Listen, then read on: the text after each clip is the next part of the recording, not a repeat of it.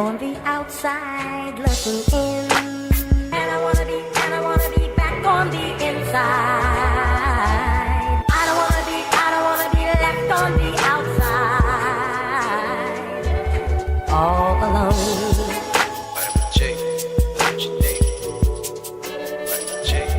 All alone.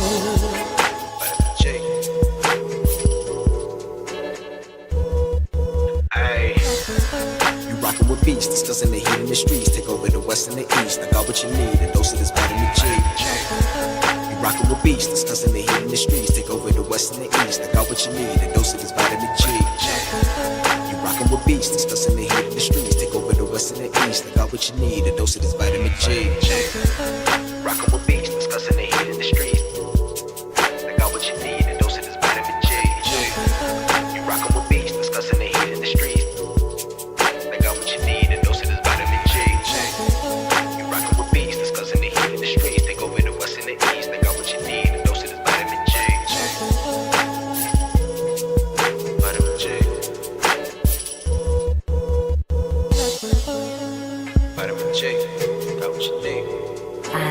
On the outside looking in, and I wanna be back on the inside.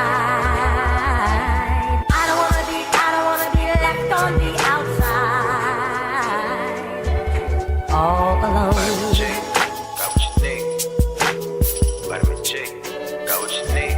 All alone. Vitamin J. Discussing that heat in the street, and we got just what you need on Vitamin J. You rockin' with beats, discussing the heat in the streets. Take over the west and the east. I got what you need, a dose of this vitamin G. You rockin' with beats, discussing the heat in the streets. Take over the west and the east. I got what you need, a dose of this vitamin G. You rockin' with beats, discussing the heat in the streets. Take over the west and the east. I got what you need, a dose of this vitamin G. Rockin' with beats, discussing the heat in the streets. I got what you need, a dose of this vitamin G. You rockin' with beats, discussing the heat in the streets.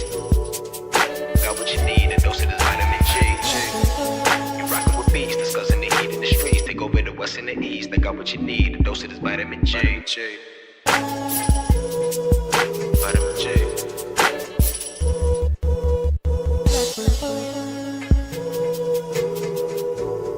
I'm on the outside looking in, and I wanna be back on the inside.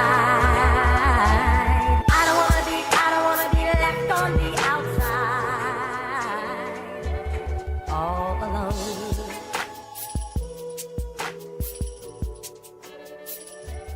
All alone.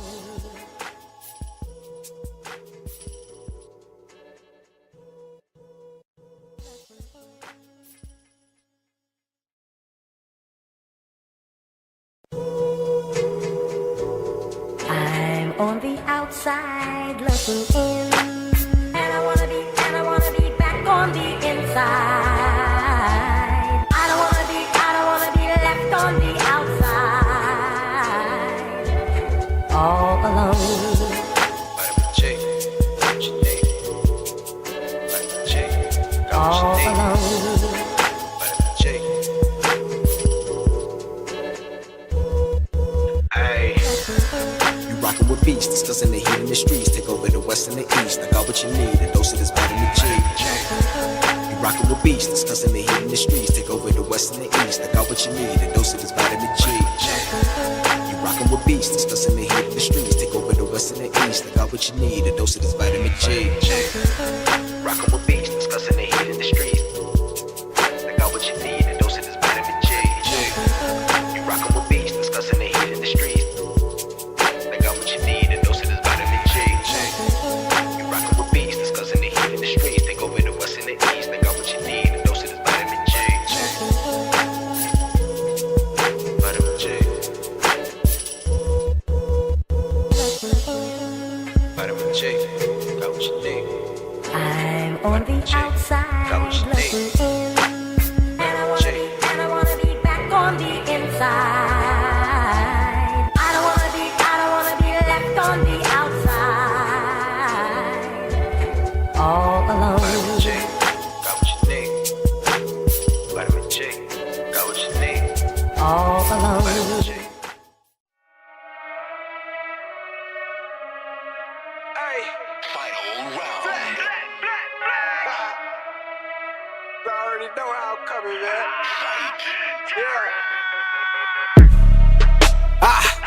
Try run the town. Tell no duck when they hear that sound. How they gon' come up now? Heavy as the head that'll wear that crown. I'm going pound for pound. And if it's about smoke, then we talk all of that. From an ounce to a pound. Take it, they biting this now. Cause my drip right out the seat. How could they be? Give me a couple of rounds. Cause I'm a beast when I'm on vitamin G. You see this start crumbling now. Mad struck, start mumbling now. Get the gist, I ain't reaching for cloud. Plot twist, I'm the one with the keys. Clock glitz, know they love how it freeze. Different continents, I be torn. We living life, making yours look boring. See, we win at the end, it's a spoiler warning. Cause I keep heating up, I might blow the whole planet. They calling me toxic like global warming. But they keep tuning in once again and again. I'm the one at the top, just to form a warning. Truly, I'm De Niro when it come to movies. Get De Niro, entertain the groupies. Habanero if you come pursue me. But I hop on the game, too busy rolled up whenever my girl getting moody. Link up with the gang, we all go insane. Catching them bills on the duty.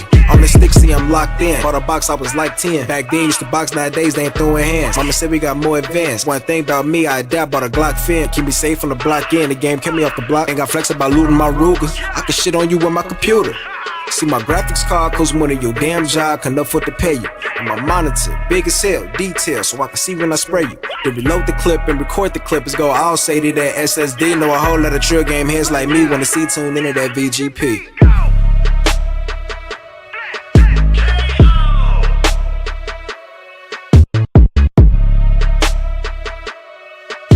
Take over the west and the east, and we got just what you need on Vitamin G.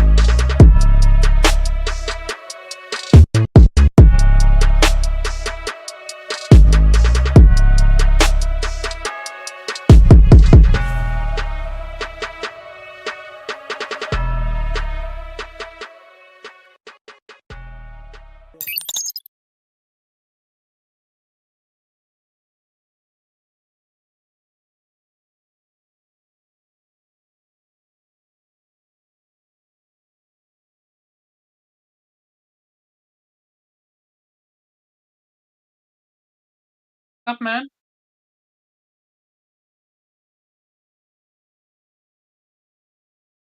Yeah, so a lot. I finished the first Mass Effect. I played it before, but I never beat it. Shout out to one of my co-hosts, Nate. He is the one that talked about it and have beaten it more than 30 times. So I'm like, okay, let me give it a go. I have the not collector edition, the complete edition, given via PlayStation Plus. So I played it, and oof, it's rough, but the story carries it. Game gameplay for me was bare bound. It was also simplified and easy. Characters dynamic but amazing. Story it starts okay. No, it starts interesting. It becomes okay because you're not learning anything from it. After midway, you start getting information, and the end, oof, you end on a bang. I love that. My favorite characters would be Tali and Liara. Really wished you could romance Tali because she is a fantastic character. I know in part 2 you can, but hey, that's for part 2.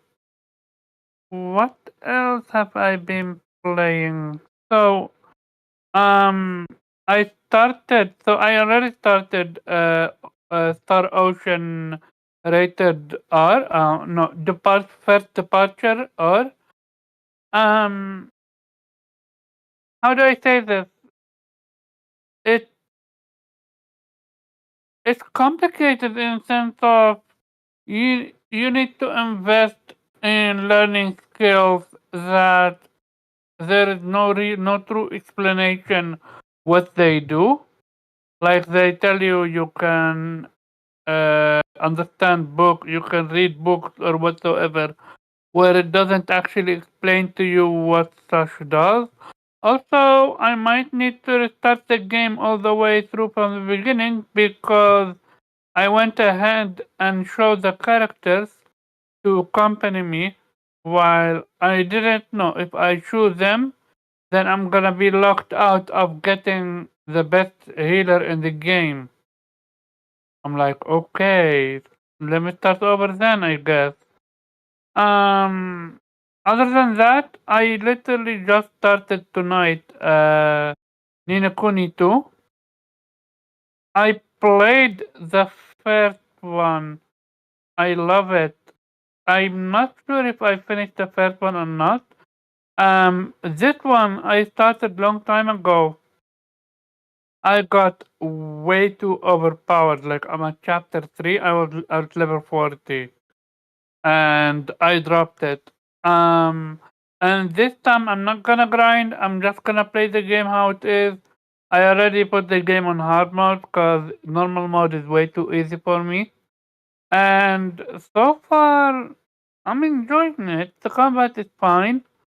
Uh, I love Nini Kuni as a concept as a whole, even though if I wish Nini Kuni 1, well, 2 had the same combat as 1. But hey, uh, sequels, most of the times, they change the combat formula. But yeah, that's about me.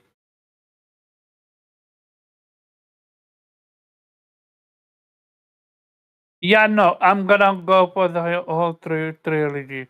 I just took a break from 1.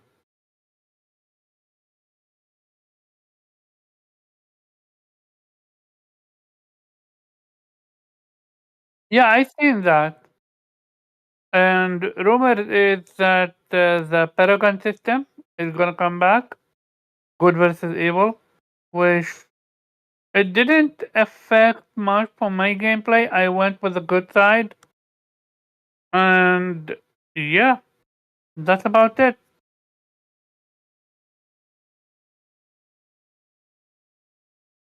What is going on, everybody? Well, like Omar, I've been playing an absolute ton of games, trying to get through them. So, of course, I think I mentioned before, finished Sea of Stars, finished Spider-Man 2. Actually got back into Hogwarts fairly recently because I did not finish that game, so I want to finish it before the year's up. So playing through that, but of course, playing my absolute where Omar is playing the first story, I am playing Star Ocean second story R, and having just an absolute blast with the game. It like immediately Hmm. takes me back to being a kid and just playing this game over and over and over again.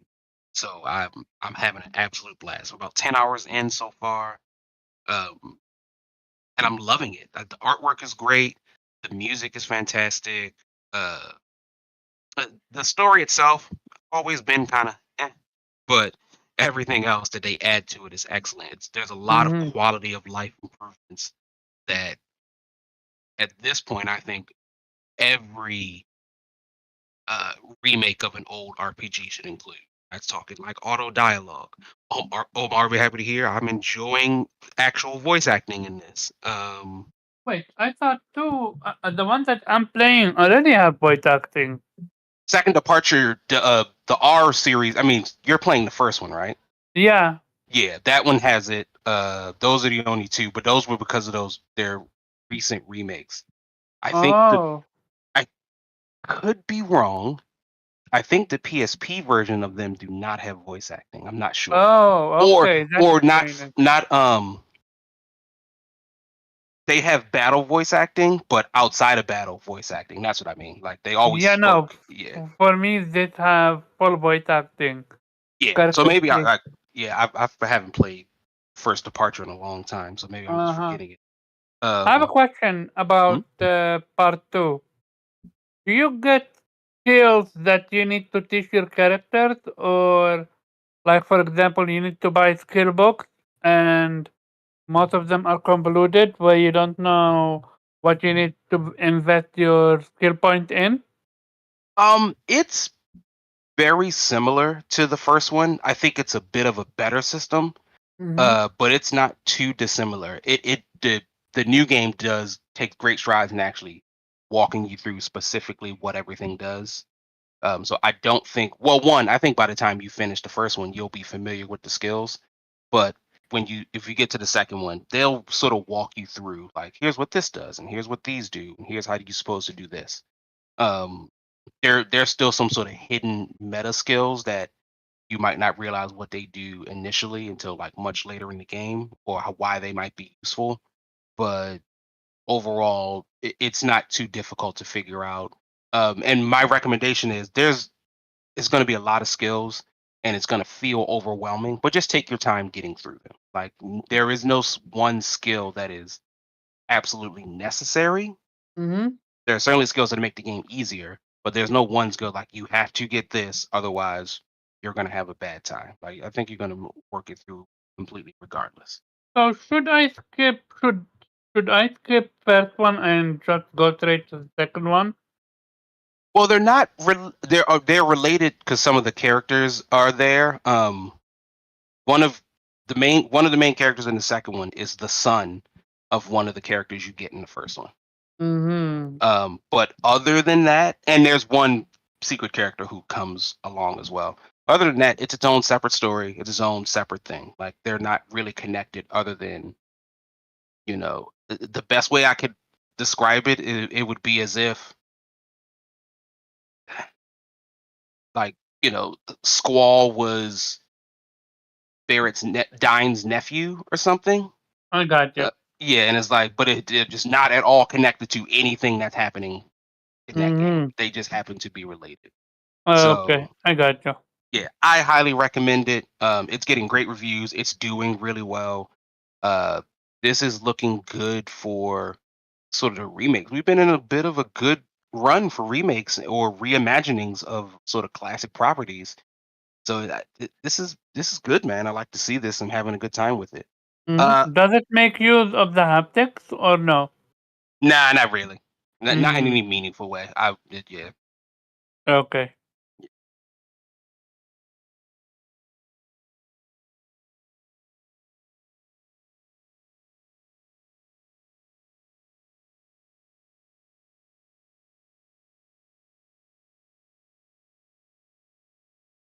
Yeah.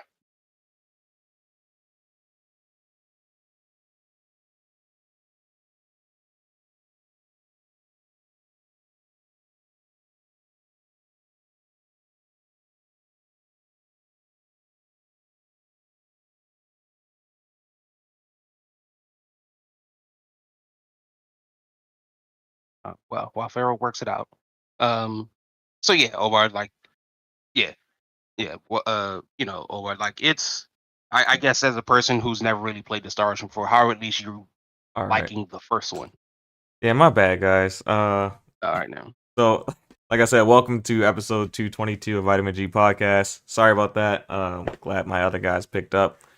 I did not notice that the auto was not working, but I was just saying that I think it's very good that we're seeing all of these remakes because from me and Zero's perspective and probably Omar's as well, we've been around since pretty much any game that's gonna get remade. We were around when those games came out. Any game that has potential to release as a remake, we were around when it came out. And I think it's just a good time for a lot of these remakes to come out because these games are 20 plus years old, a lot of them, like Star Ocean. And I really feel like anything that's over 20 years old is worth, and it's a quality title, it's worth a remake or reimagining at this point. So a game like Star Ocean, I definitely think it's worth coming out to capture a new audience. That's what I was saying. Absolutely, and on top of that note, hopefully it inspires other devs to sort of circle back. What they have the opportunity to do is really make some games that were medium of the way back in the day much better. Like Yeah, maybe a Legend of Legaia, or God forbid, I say it, but Legend of Dragoon possibly. Like I think somebody has to be watching the level of success that something like Live Alive had, Star Ocean, Final Fantasy VII, but that's a bit of an outlier because it's more of a telling slash reimagining. I'm sure the latest Metal Gear will do pretty well. Resident Evils, like somebody's got to be paying attention to this stuff. Saying, hey man, we can really circle back and touch some older properties that haven't really been getting us we haven't been doing anything with. And like you said, Vero, like and get expose this to a new audience and a new revenue stream. Yeah, because you know, I a lot of those games at the time there were severe limitations when they made them. So especially if the developer is still around, like the original creators are still around, if they can actually go out and fulfill their vision of a game, why not? Why not take that opportunity? Yeah. And clever because Super Mario RPG is also the latest. But when I understand, like they bought the rights from Square. So even if Square didn't necessarily want to make it, somebody does, and so there's opportunity for somebody out there who wants to make an older thing, and maybe people are up to selling those licenses or those properties in order to get it done. All right. Okay. Yeah. All right. I'm just looking at the stream. It looks kind of like the intro video is still playing, but there's no audio for it, so hopefully everything's good. All right. So, sorry, I lost my train of thought, but that kind of messed me up seeing this thing keep going.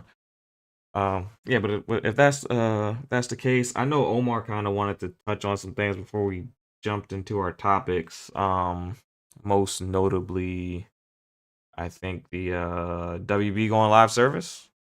There's something that you want to say on that, Omar? Give you a chance to speak your piece on that. It boggles my mind that they're gonna double down on live service games, despite the fact that their first game have yet to come out. You talking about Like, Suicide Squad? yeah, Oh, okay. like first have Suicide Squad come out, and people gonna play it and say what it is before doubling down. Like, especially with now, I feel it's almost like yes, there are more games getting made for Game of the Live service, but I feel like the industry is moving away from them.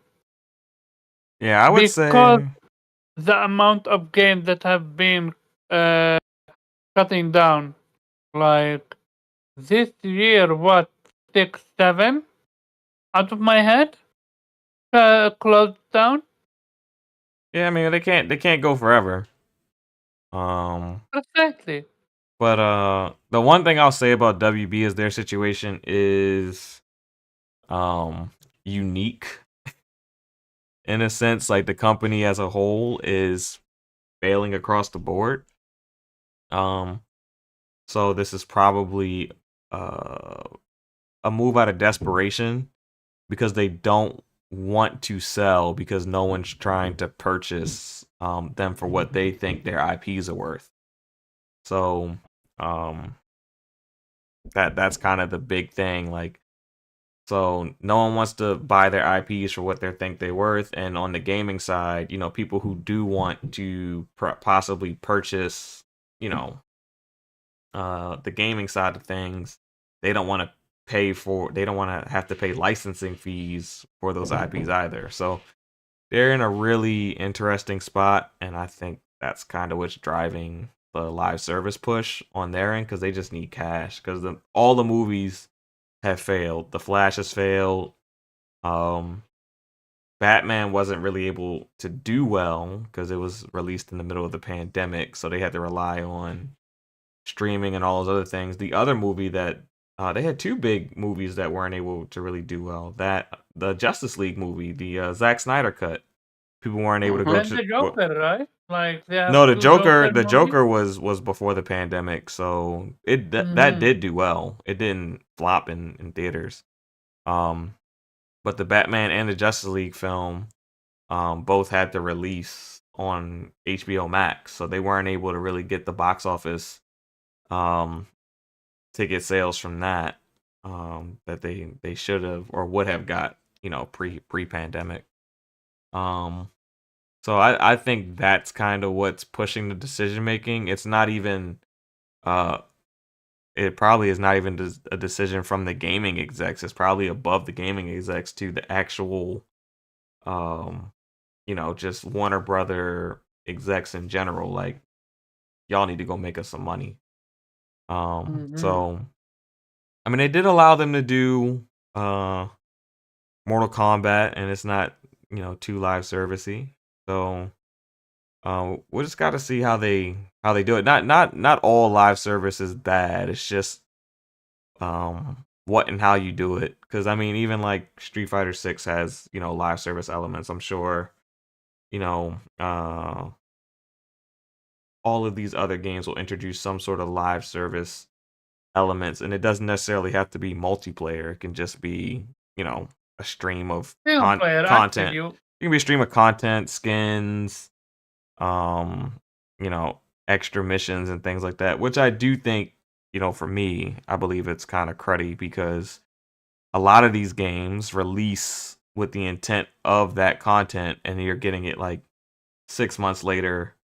They're talking about it 3 months later, which means that this isn't content that you made after the game sold well. You were making it for 6 months down the road already, and I don't necessarily agree with that. But yeah, I think that's just kind of what's guiding their decision making at the moment. What do you think gonna happen with the Suicide Squad? Do you think it's gonna do well or not? Gotta see a trailer for it. And, maybe if they do like a beta and do really get a feel for it. I just, if it's not Batman, WB just doesn't do well with any other property. So I mean, I really don't know. It's gonna be a tough one. Have you seen the gameplay for it? I not recently.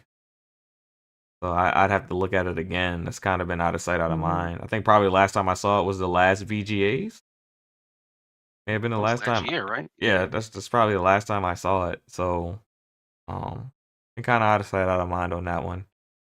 And it sucks because they've got solid properties, but quite frankly, the crown jewel, maybe Lego, but the crown jewel is Mortal Kombat.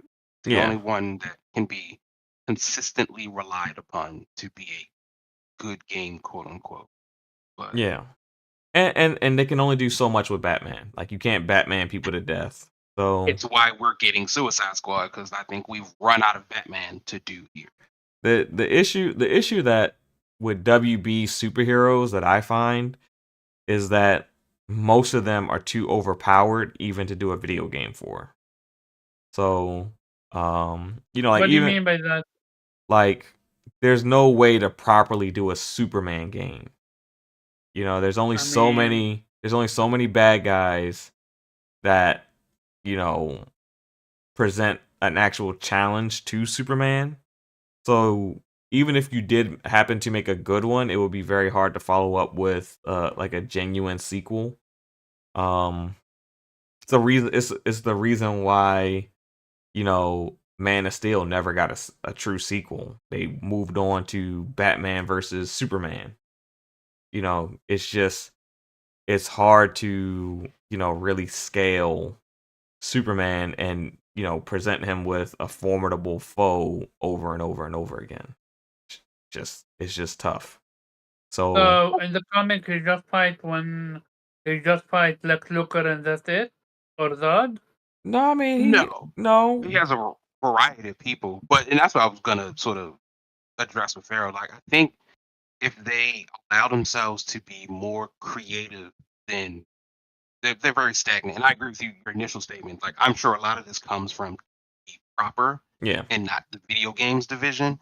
So they don't want to do a quote unquote Elseworlds tale where Superman maybe isn't as strong as we're used to him being.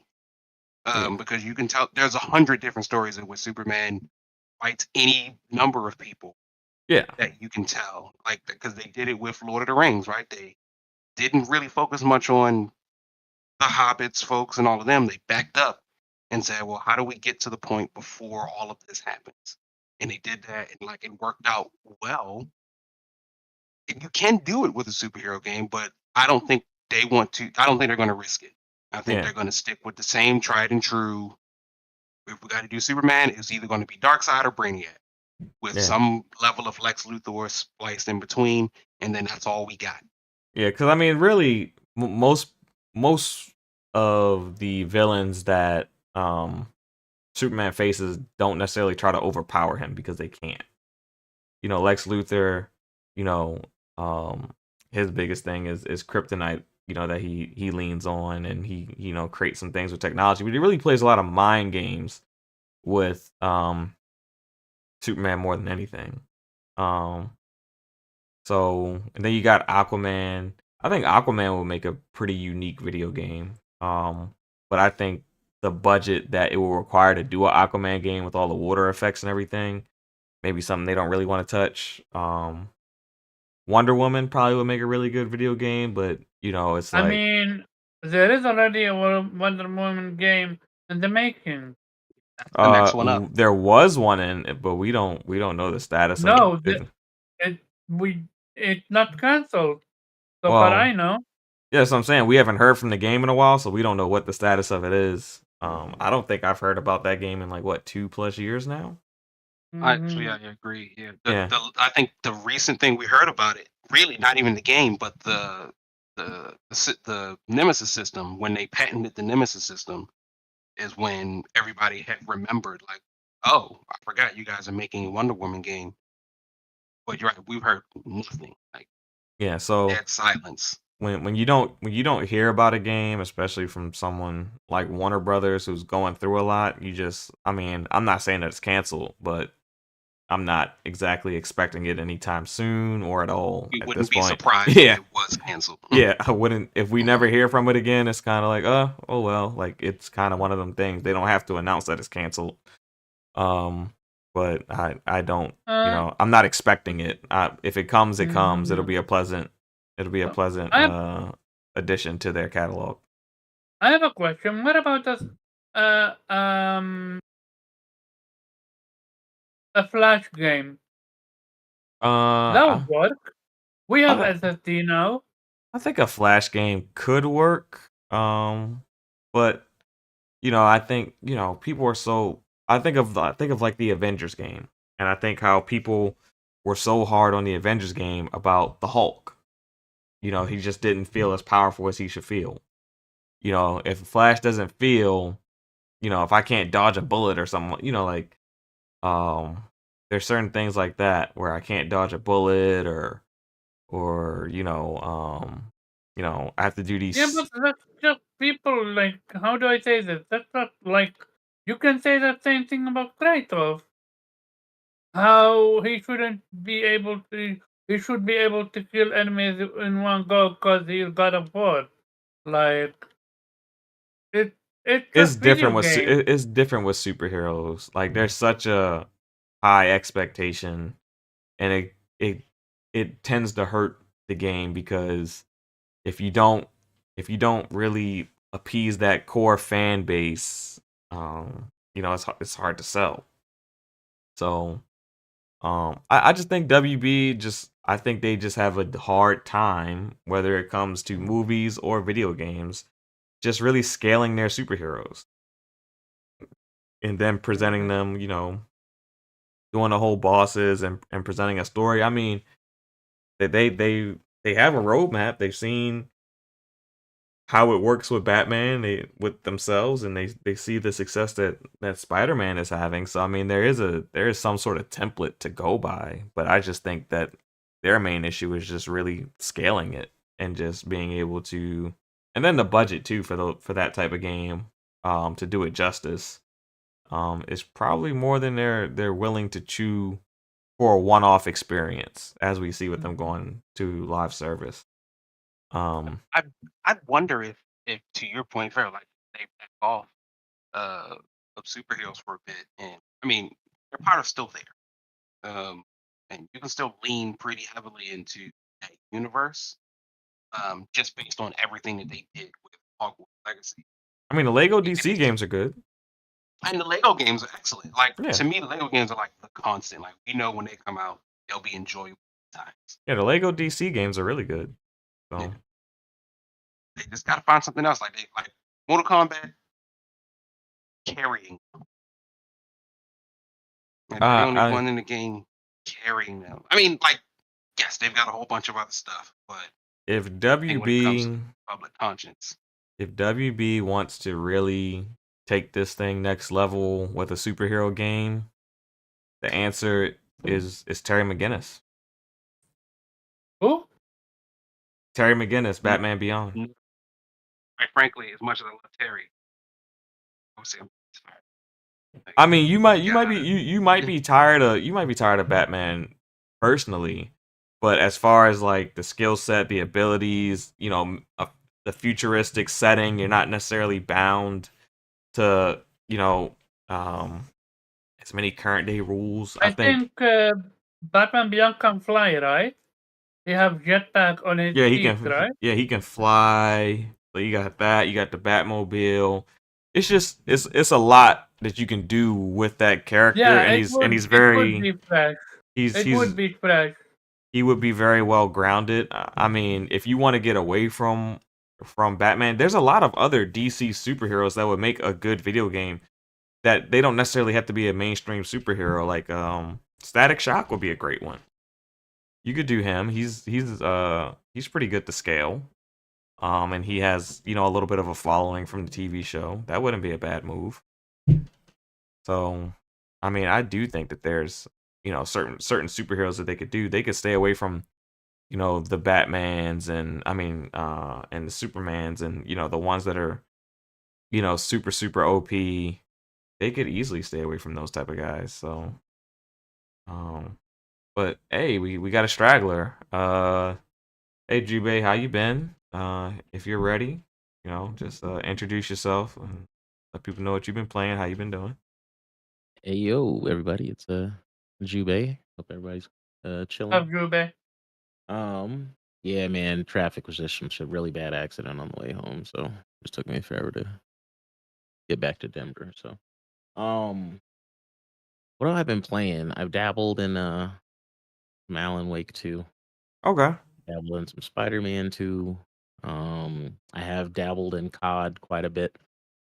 Ready to give my thoughts on that. And yeah, it's been a lot of Madden, to be honest. I got a league that I Yeah. play in, so I saw you on there the other day. yeah, it's rough. Hey, But yeah. just be happy I'm not in your league. You know, That's I you- kind of just- wish you were. Just- I kind of wish you were, bro. the Super Bowl champion would already be decided. That's cool. That's cool. I learn a Um, lot playing you though. Hey, I'm always available. So we were talking about WB a little bit and them going live service. I don't know if you had any thoughts on that. I don't know if you were listening on your way in. Yeah, a little bit. Okay. As far as live service, it could work. If it doesn't work with Mortal Kombat, though, it's not gonna work. That would honestly my biggest thing. So, for the thing I'm worried about.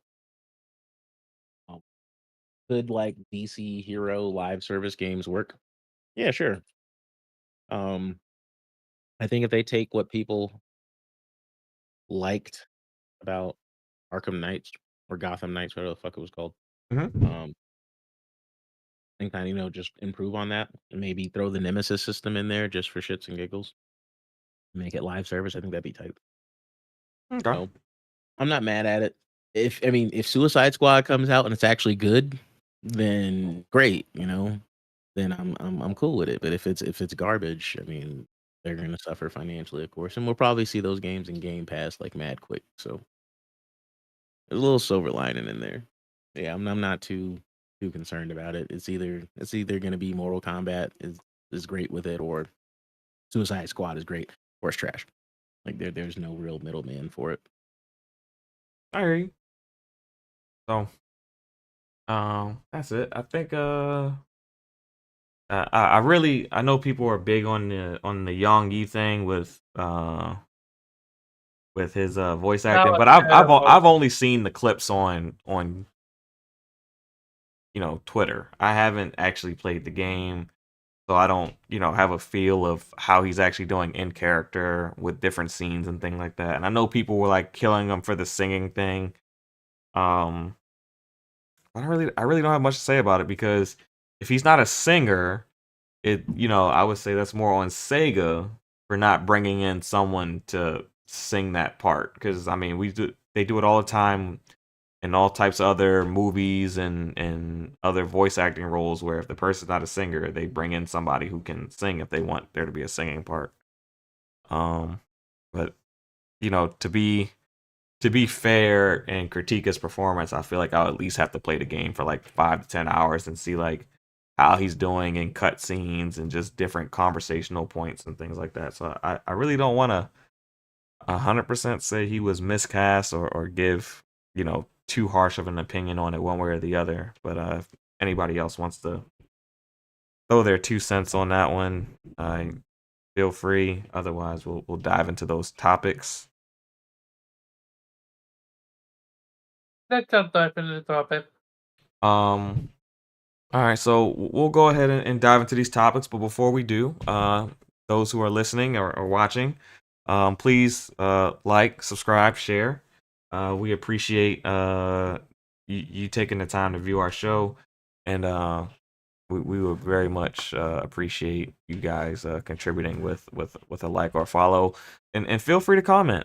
We love the comments too. And we would love to comment back with you guys maybe after the show's over. But sure, our first topic of the day, Call of Duty's reception. So this game has actually been reviewed quite poorly. And I must say that I am surprised. That it got reviewed this poorly.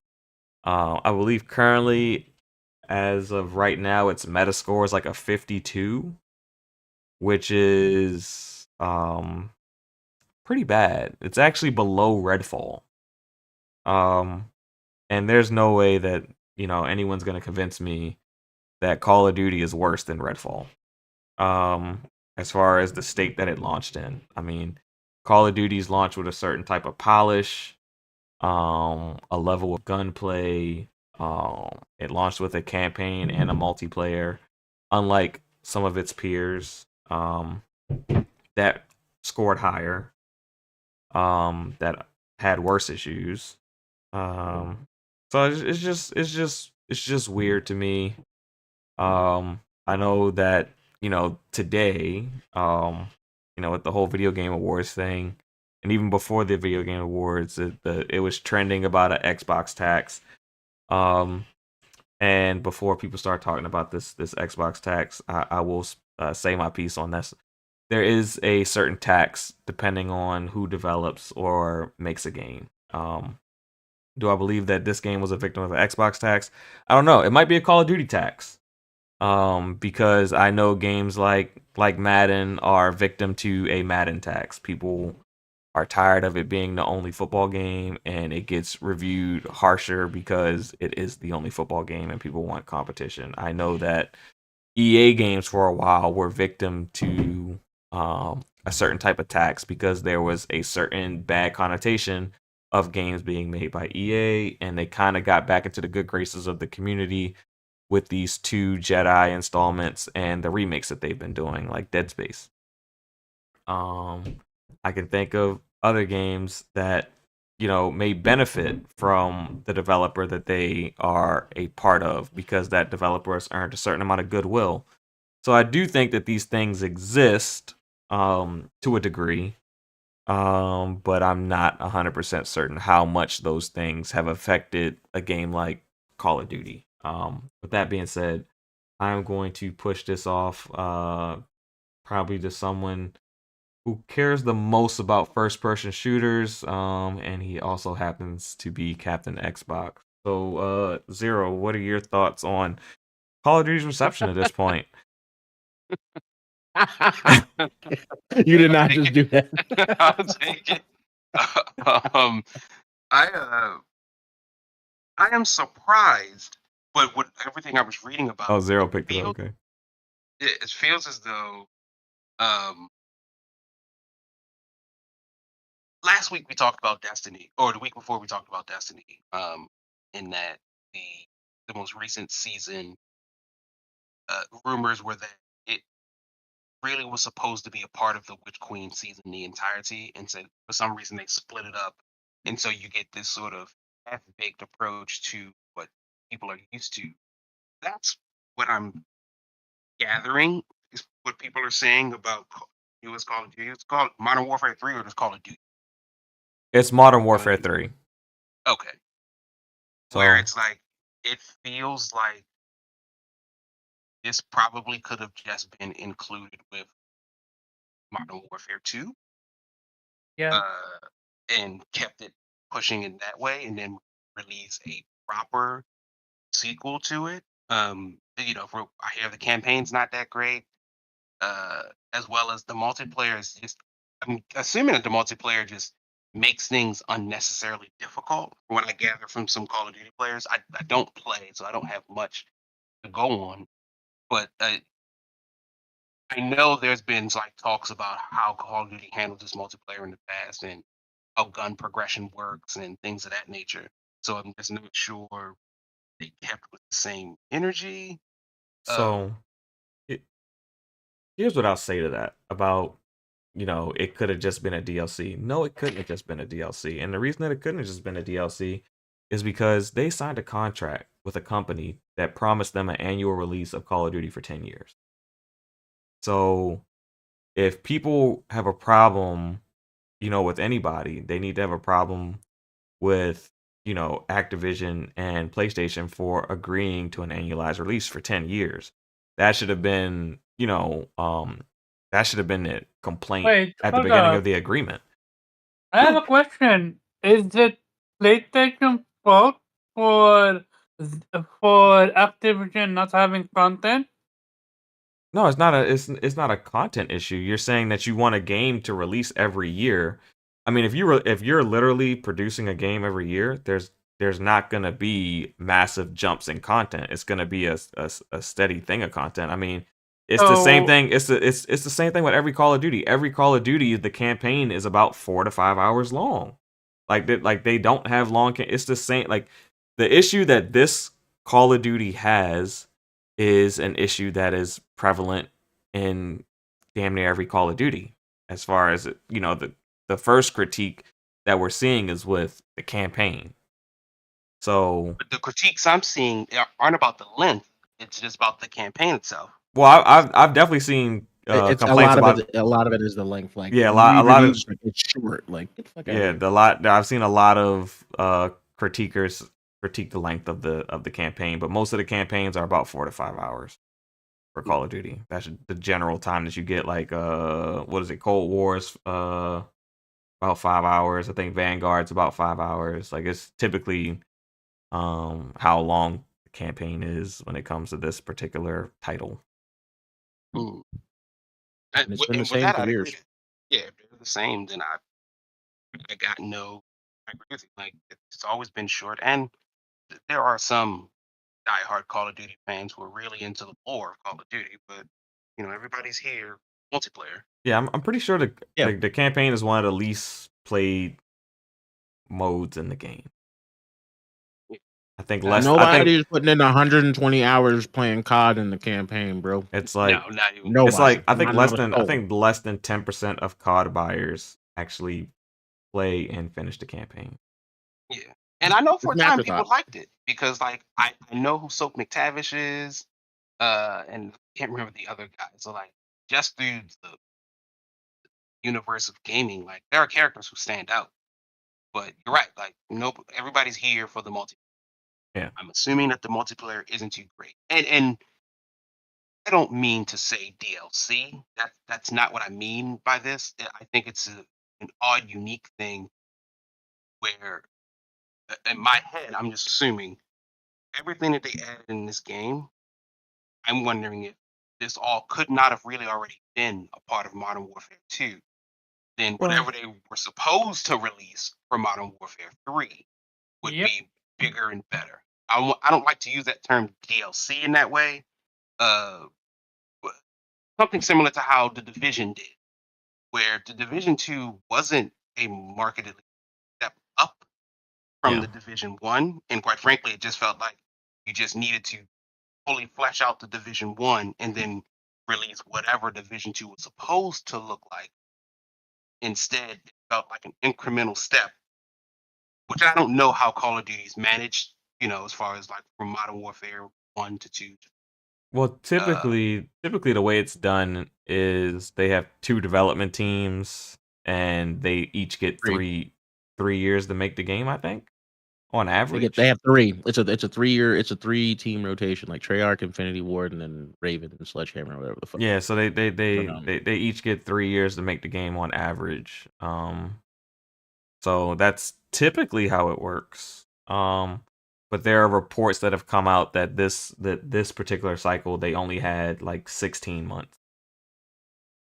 So maybe like a year and a half, maybe like 16 to Then 18 it months. makes you question who's to blame for that. I mean the reports haven't been confirmed, but I will take the reports, I would assume they have some level of credibility to them. Because I don't necessarily while there's no one to confirm it, there has been no denial of it either. So being that there's no denial of it, I'll take it at face value. Mm-hmm. That it is quite possible that this game only had 18 months of time to develop. But I'm not necessarily gonna say that that's a good or a bad thing. I mean I bought Call of Duty, but I didn't buy it for me. I bought it for my brother. But like typically, if it's a sequel in a series, they did a lot of good things for gamers that I'm surprised didn't get, points for in the review. Like a lot of your content from Modern Warfare 2 travels with you to Modern Warfare 3. all of it actually, all your unlocks. I mean Yeah, that so was crazy, but that also leads credence to this might be some DLC, bro, because I that's mean, never happened. you can say that lends credence to there being DLC, but if that wasn't the case, they would be complaining that, oh, why doesn't my content travel with me? And I earned it last game, and I think I don't think we should knock games for that. I think that should kind of start to be standardized more. Is that, I mean, if you're purchasing a game every year, if you're purchasing every installment, you shouldn't have to start from zero. Like, I don't like that. Like, for instance, I play Madden, I buy it every year. If I invested into Ultimate Team and I'm buying all these packs and I'm paying, I mean, I know some people they invest thousands of dollars into their Ultimate Team. I don't know why they do it, but I know some people do Only it. to reset every single year, bro. Yeah. You don't keep none of that shit, and that's a shame. Yeah. So I think it would be cool if that content traveled with me. I know MLB The Show has the same thing where they have an annualized release of their baseball game and they have kind of the same Ultimate Team type scheme. I would like, if I invest in that and I bought bats or certain legendary players and things like that, I would like to be able to keep at least a certain amount of those players. I mean, maybe I can't get them all, but I would like certain content to travel with me when I pay yearly into a video game. When Destiny 3 comes out, I'm sure Destiny players would like some of the guns that they've earned to travel with them to the next installment. And I think that's fair. I think that's a fair expectation. So I don't think a game should be knocked for that. I don't think a game should be called DLC for that either. Just me personally. But I think Call of Duty set themselves up for that. Well, And GB, correct me if I'm wrong. Like their progression systems change wildly from game to game, right? they do. Like so, like They do. It has not been consistent. Like the only consistency are the little nuances, like when you get a level up, you get the little icon saying you leveled up, and little ping sound Oh. like that. You're chasing that. It's like you're chasing that sound. Like there should be some type of standardization with that. I agree, but like even with the progression system, like why can't I be like level 25 to start off? Why I gotta start off at level 1 every single time when I buy the game every year? Well, that's the thing, right? Like, because I think some Call of Duty, I think most recently, some of them are like, in order to level up this gun specifically, you have to use this gun.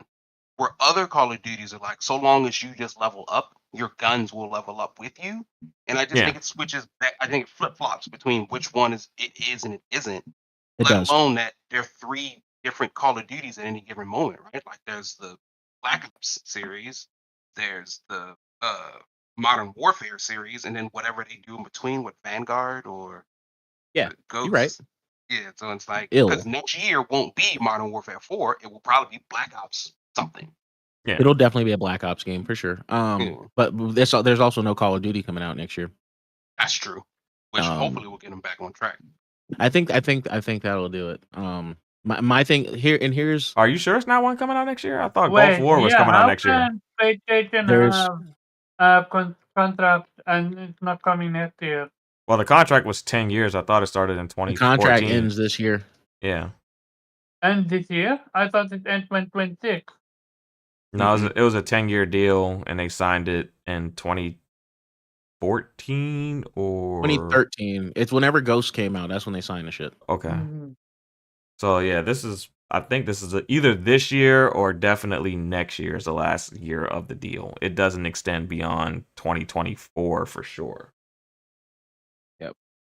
I'm still feeling this is DLC though. Like how it's packaged. You now have one launcher for all these Call of Duty games, and it's literally the campaign and the multiplayer is literally a fucking DLC pack for this main fucking Call of Duty app. Like, it's fucking bloated. It's not its own separate game. Like, you have to have like 250 fucking gigs installed to play these fucking games, and it sucks. I hear you. Wait, is it a DLC or not a DLC?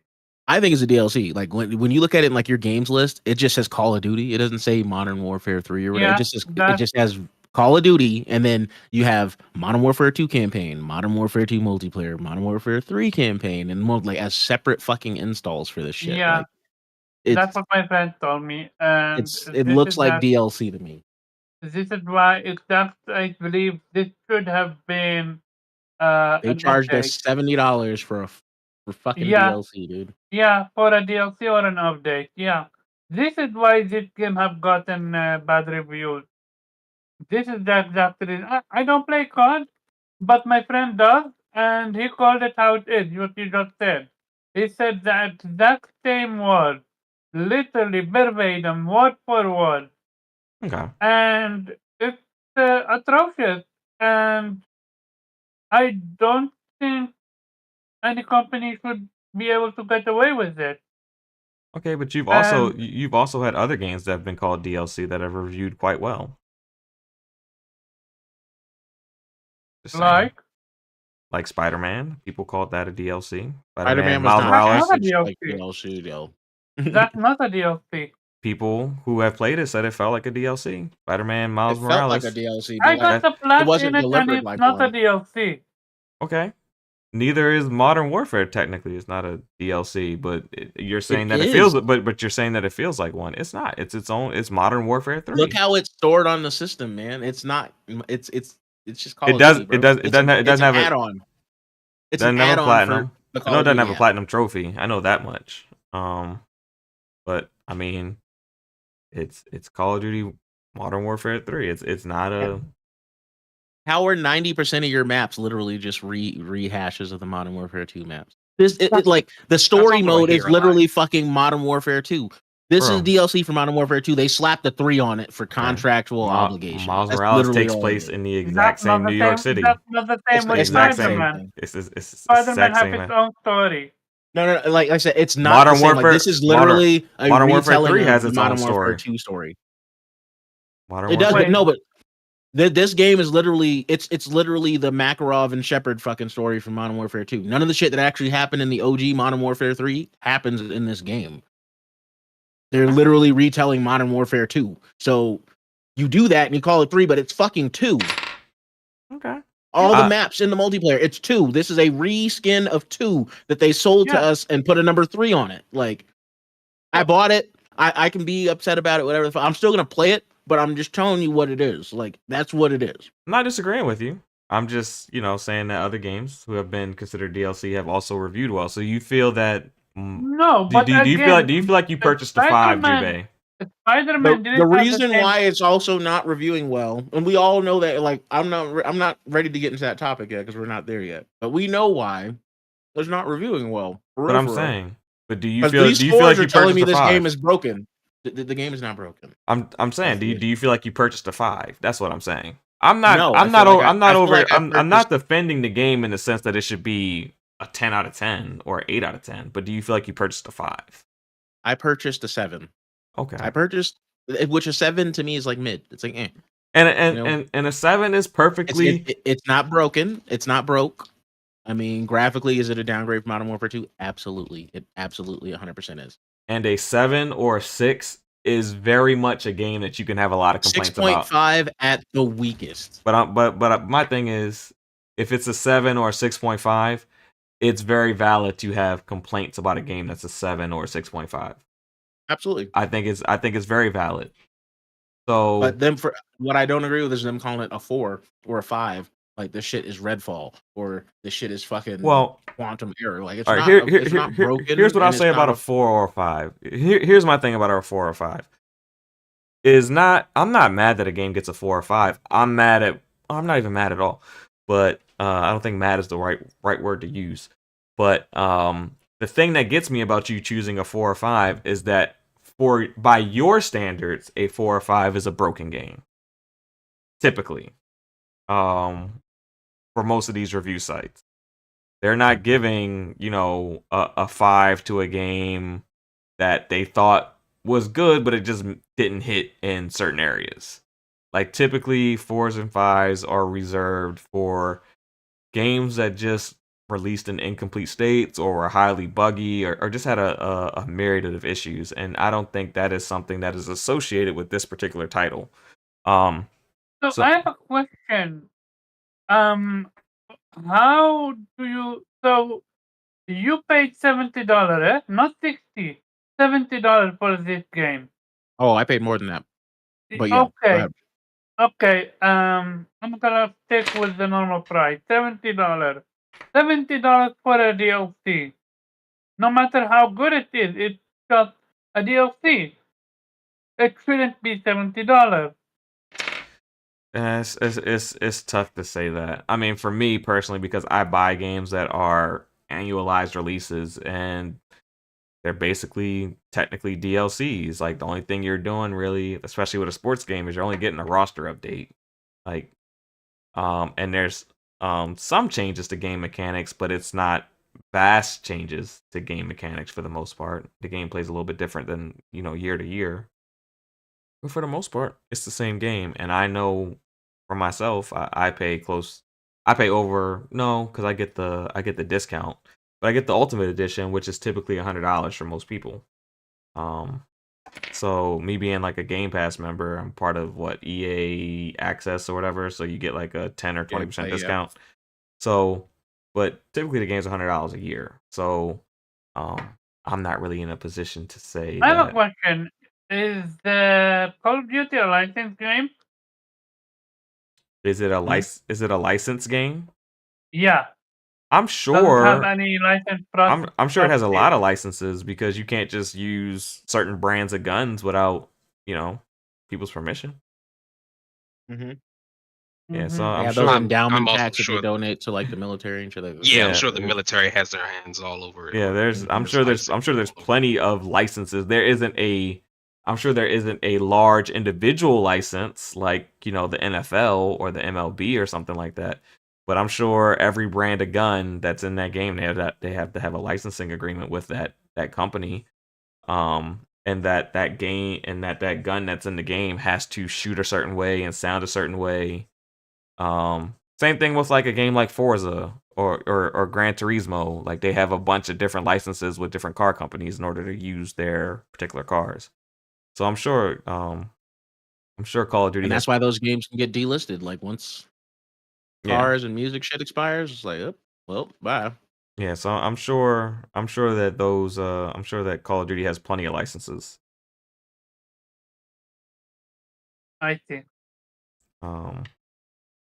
Which would also factor into the price as well. But yeah. Any other thoughts on this particular topic? I'm sure Jubei is saving his Xbox is treated unpoorly rant for the VGA topic. So anybody else have any other things they want to jump into on this Call of Duty reception topic? I guess last thing, like from what I played of the campaign, I wouldn't say it's terrible. It's different, but I feel like they were like, oh, let's copy and paste some shit from Warzone and throw it in this campaign. Yeah, Like like the open mission structure, what have you, with weird fucking weird spawn points for enemies. There's a bunch of caches for weapons that you can unlock to replay that mission. Like it's not like your typical campaign in those open style. Like we're used to Call of Duty being like corridor shooter. You know, we're gonna big ass set pieces. Go down this hallway. You know what I mean? Like yeah. The way now that you get this war zone where it's like, oh, you can literally the objective's over there, but you can like literally take your time and explore the whole fucking map and get all these unlocks and shit before you go over there. Like it's just different. I've seen a lot of people talking about it, and I will come away and say that it feels like this campaign is kind of like it's kind of like a training ground to prepare you for the multiplayer. You know what? You're right. That's a good way to look at it. That's You that can literally switch loadouts and you can try different guns with different attachments and shit. yeah, that's the Against the perception AI. that I got from I've been listening to a lot of people talk about this game over the past week, and it just feels like the campaign was really just a ramp up to the multiplayer. So, What do you mean by that? it's basically like if you're buying COD for like the first time, you play through the campaign to kind of prepare you for what your multiplayer experience is gonna be like. So like, you know, you get your loadout, you get everything how you want it to be so that you get pretty comfortable with it, and then you can take that into the multiplayer and, you know, have a good time and compete at some sort of, you know, relative skill level. So that's kind of what it felt like. It didn't like really feel like it was like from what I saw, it didn't, and what I heard, it just doesn't seem like it's like a true like single player narrative driven campaign that's like just there for you to like enjoy. It feel like it had a lot of aspects that prepared you for multiplayer specifically. So they want to transition. They want the people who buy, like, because they're gonna be like eventually like these games are gonna be like in services and things like that. And I think being that this Microsoft transaction was going on for like what 2 years, I think that kind of guided the development a little bit. In the sense of they knew that eventually this game will be in a service, and they want people who like dip their toe in it and start playing by just playing the campaign. They want them to eventually transition into, you know, the multiplayer and play the game long term. So I think that kind of played a little bit of a hand in how they chose to develop the campaign. The fact that they were in the process of being acquired. But yeah, that's just my thoughts. Okay. But with that being said, we will move on to our I guess our biggest topic of today, and that is the video game awards. But before that, let me get my timestamp for you guys. I want to be good to my viewers. if you guys don't mind, hit that like button while you're here if you're still around, and you haven't already. So with the video game awards today, the nominations released. I have the list, and I think I'll start off by saying that the biggest surprise and snub that we've seen this year is that Hogwarts Legacy did not get nominated for a single award. And Yeah. it is this year's. It reviewed quite well, and it is also this year's highest selling game. So not only did it review well, but it also sold very well. So for it to not be nominated for a single award is definitely this year's biggest. Politics. I'm sorry. It's politics. Oh yeah. Yeah, definitely politics to a degree. More than a degree. And I think we've seen it more than ever with this year's game awards. And just to give you guys, we'll go through the rundown. For Game of the Year, the 6 nominees were Alan Wake 2, Baldur's Gate 3, Spider-Man 2, Resident Evil 4, which is a remake, Super Mario Brothers Wonder, and Legend of Zelda Tears of the Kingdom. Those are the 4 nominees. Definitely some surprises that didn't make it at all. Like I'm going through the list right now. A game that got that scored a 90 meta, like Diablo 4. It looks like it only got 1 nomination, which is pretty wild. Another thing that kind of sticks out to me that's kind of weird is it got 2 nominations from what I'm seeing.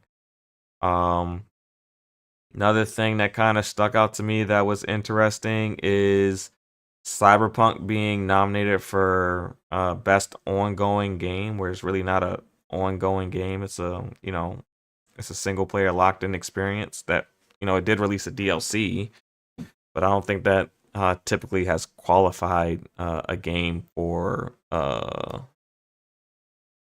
ongoing game. Also got best community support. It's also kind of interesting.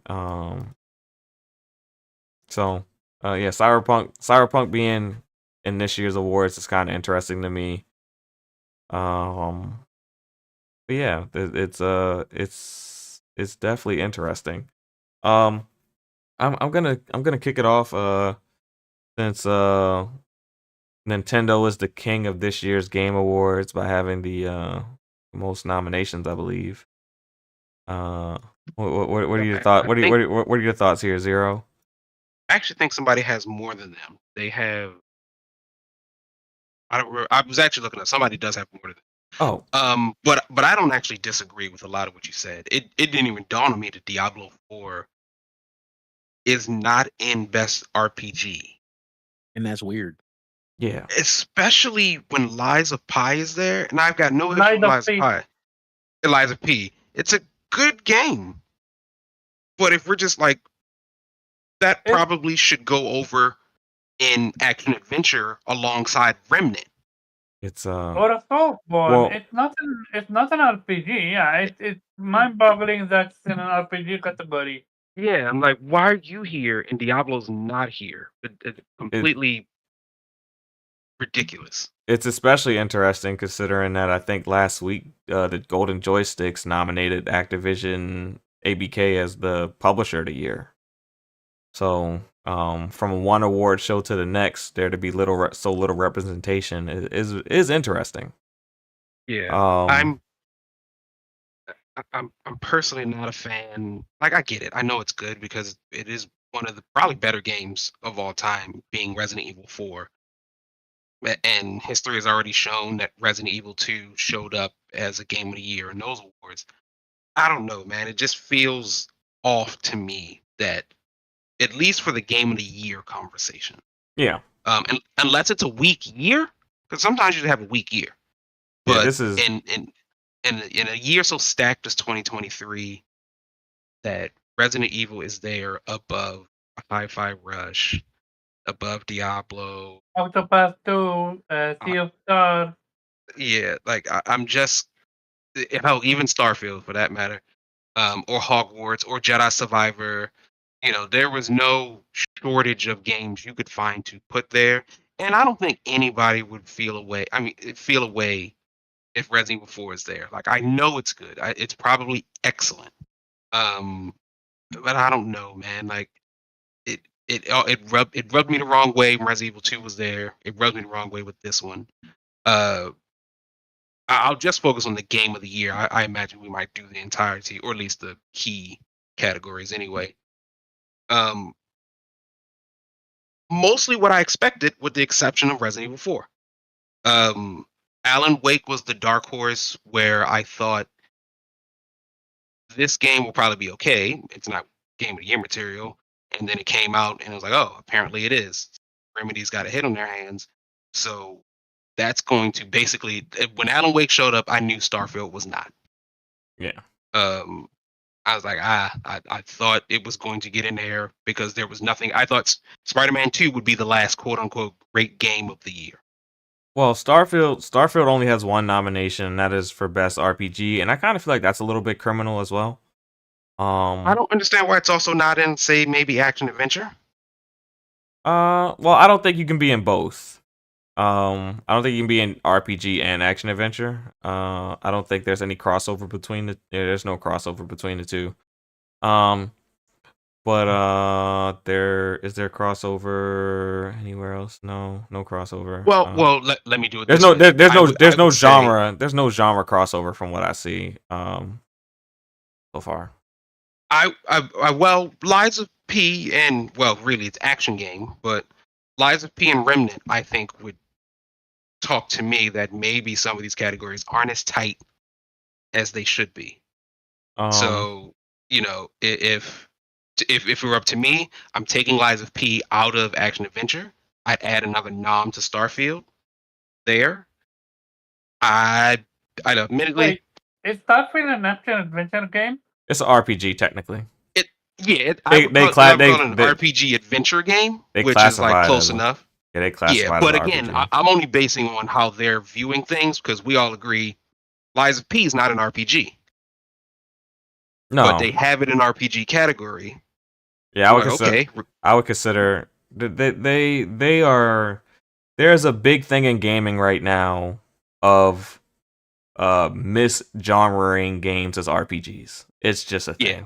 agreed. Yeah, it's fusing together a bit too much. Yeah, If RPG. you level up, it's an RPG. That's No, it's not. basically how they team it. Yeah, now. but that's That's not how they're viewing it. that's how they're viewing it. But that's not really it's not really. I don't think that's not the spirit. Of, of an RPG. That's what I'm saying. So it's like yeah, they should be action adventure games. That's what they should be classified as. But they're classifying them as RPGs because the RPG genre sells more than action adventure. So that's why they classify it like that. So the game of the year, it's fine. I want them just to vote on however it's supposed to be. I don't know if there's any merit, because theoretically it's not fair, but I don't know if there's any merit in being like, okay, one per publisher or developer. I don't see any way that like Starfield didn't make it into best art direction. Like the way that they did the ships and just the way that the planetary systems look, like when you're walking around you can see like these gas giants and these planets with all the rings and things like that. Like I know that there's like certain parts where it doesn't necessarily, like the visuals don't shine the best, but there are other areas where it's just like captivating, like like it really makes you like enamored with space in a sense. So I'm surprised it didn't make best art direction. And it sucks because it feels like Hi-Fi Rush is getting buried under a lot of stuff. Well, when- Hi-Fi Rush got the most nominations of anything Xbox, but Yeah, it's like so. I hope that once again I put Hi-Fi Rush above Resident Evil 4, and I really was under the impression that they had always carved out one spot for an indie game. I guess that's Yeah. not the case, but Yeah. it felt like the case for the past couple of years, right? well, It I should- think Super Mario Brothers took away the indie because of its art style. You know, you're only gonna have so many games in the game of the year with that type of art style. So I think that kind of is what kind of hurt it. I don't disagree, but like Stray was the indie that got in last year, and Stray does its best to look as quote unquote realistic as possible. Where quite frankly, I think Tunic should have been the one in there instead. But that's what I'm saying. So like so I think the indie games that would have made it in to Game of the Year have a similar art style to Super Mario Brothers, like the Octopath Traveler 2s and say- things like that. No, but they play. Hi-Fi Rush. I don't would not know. agree with. Like But Hi-Fi Rush, Hi-Fi is Rush its own isn't unique thing. Hi-Fi Rush isn't an indie though. That's what I'm saying. We're talking about indies. I guess you're right. Microsoft didn't make it. Yeah, so it's not an Oh indie. no, then actually maybe I'd step back then. For some reason I completely forgot that Hi-Fi Rush is a Microsoft product. Yeah, it's Tango GameWorks. Yeah. That adjusts it a bit. I mean, 'cause- I said in the chat that if there was any Xbox game that would be nominated for Game of the Year, I felt like it should be Hi-Fi Rush. That's just my opinion. I haven't played enough of Starfield to say that it definitively should be in Game of the Year.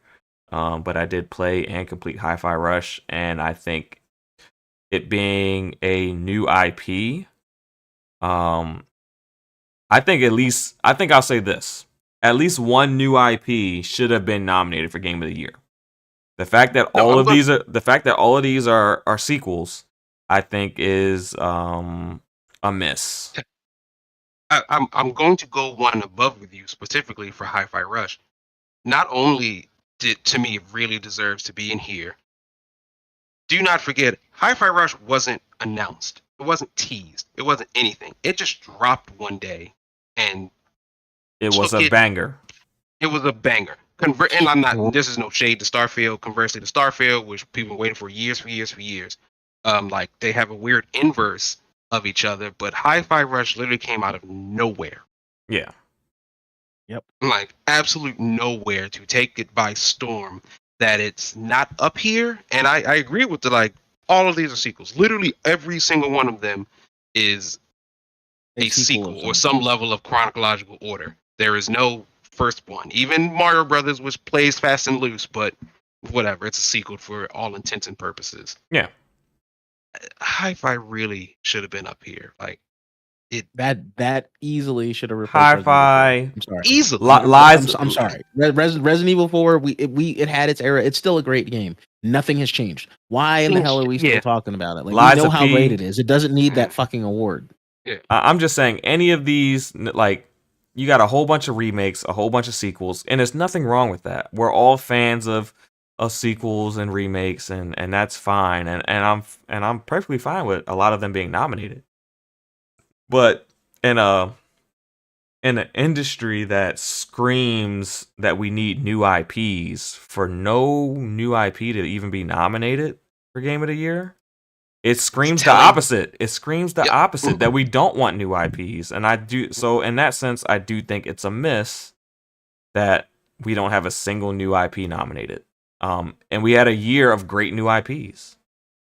So I think they did it right last year. I mean, Elden Ring won that shit, but it was still a new IP. I think it's interesting that another thing that I found interesting is most anticipated game. I find it interesting that the Yakuza game made it over Hellblade 2. That's crazy. And I would only say, the only reason I'd say is because Hellblade 2. I mean, it has to come out next year, right? Like I believe it has I to. believe it is coming out next year. Their marketing isn't saying shit about the game, bro. It's going into the tech that's going into the game. And I think So that's part Yeah, of the problem. I mean, it's like I do think that's part of the problem, but the thing is like, all right, so I know that Hades 2 and Infinite Wealth are not going to touch the amount of players that Hellblade is going to touch. Like, I already know that for a fact. I know more people are going to play Hellblade 2 than both of those games.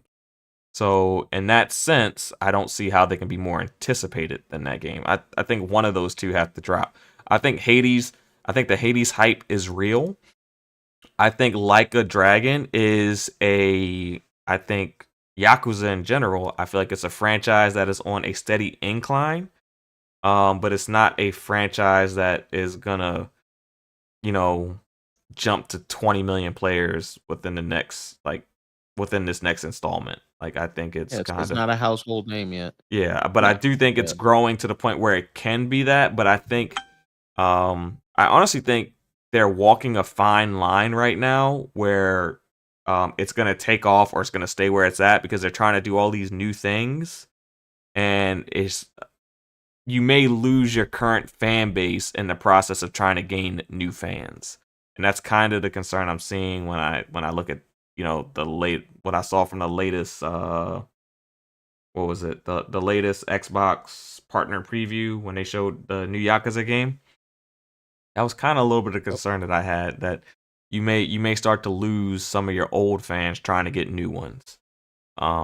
With some of the things that they're doing. So, I just don't necessarily think that's a most anticipated type game, but I do think Star Wars Outlaws, Tekken 8, Hades, and Final Fantasy Rebirth, I do think those are all very valid, but Yakuza just kind of is like in a weird place with me, it being there. I don't think it's that big of a game yet.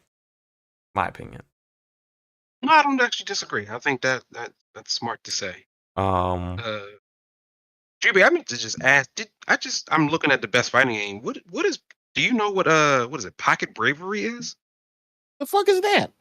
I have no clue. Also, what is the cutoff for this thing? well, I guess apparently the cutoff is Alan Wake 2. No, When did the cutoff is Nickelodeon All Star Brawl? No, I'm saying, did that come out yet? Yeah, it's nominated for best fighting game. When did it come out? I thought like last week. Like, Alan Wake came out last week. So maybe you're right then. Yeah, that's what I said. Alan Wake 2 is a cutoff period, because... Oh, no, never mind. I'm completely wrong. It came out in October. Okay. No, wait. Wasn't last week? I can't keep up. These months go by too fast. Wasn't Alan Wake 2 like last month? Didn't Alan Wake 2 drop in October as well? It's only been out like a week or two. No, yeah. Which All Star Brawl came out on the 7th. Okay. I think Alan Wake 2 came before that, not too far before that, but yeah. So, another thing that issue that I have with the Game of the Year nominations is that all of these games are, maybe except I'm not sure what type of game Mario Brothers Wonder is, but all these games for the most part are narrative driven. And there are great games that aren't narrative driven that should also be able to qualify for Game of the Year. Like, I can think, I think a couple years ago, what was it? Forza Horizon 5 was the highest rated game of that year, and it didn't get nominated for Game of the Year. I think that, a game like Street Fighter 6 that isn't, a narrative driven title per se, I think it should be able to qualify for Game of the Year if it's that good of a game. And it seems like we're not getting games of all kinds being eligible to be Game of the Year, and I don't like that either. I don't know if you guys have similar thoughts on that. But I mean, I would like to see a game that's not necessarily narrative driven, but has great gameplay, has great replayability, is fun, and high quality. I would like to see some of those games make it into at least a Game of the Year nomination. It doesn't have to win it, but it should be able to get nominated. At least just looking back at the past years, I mean, there's a couple of that pop out, but really you'd have to start from the beginning. Like there was Hearthstone, Mario Maker, Titanfall. No, Titanfall 2 has a kind of okay story. Smash Bros. Yeah, but Nintendo games seem to be the outlier. But for the most part, it seems like you have to be a narrative-driven game in order to get nominated for a Game of the Year award. You're not wrong. You're not really wrong. Outside of like a Nintendo game and then the initial Hearthstone, which was a card game, if chances are if you don't have a really quote unquote compelling story or solid story, you're not going to get it, or you at least not you won't be nominated.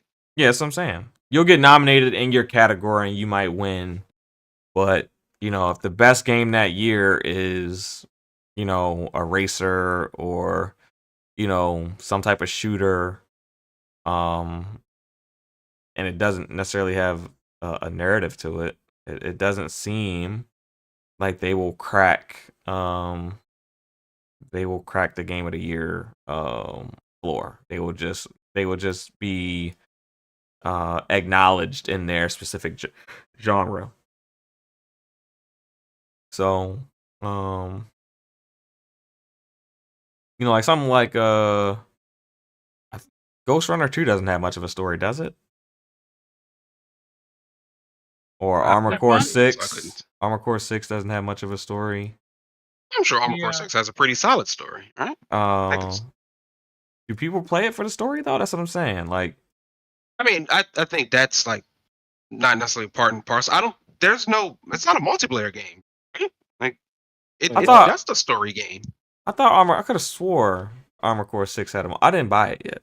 I did plan on. I haven't played Armored Core in forever, but I could have swore Armored Core 6. You ain't bought Fires of Rubicon yet, brother? No, but does Fires of Rubicon have a multiplayer component? I think there is an invasion kind of component. Yeah. Oh, similar to like, but then that would make it similar to like Bloodborne and stuff, right? Not like true multiplayer, quote unquote. Yeah, I'm not saying it's like live service or something like that, but like it doesn't unlock till chapter 2, and like I said, it's more so invasion stuff. So I'll say because I could have swore it had a multiplayer component. Yeah, it does. Which is smart because it just adds to the life of a game. Like it doesn't have to be live service, but I mean you keep people coming back to your game. Then when you release Armored Core 7, good chance people has been diving back into Armored Core 6 every now and again just for the multiplayer. I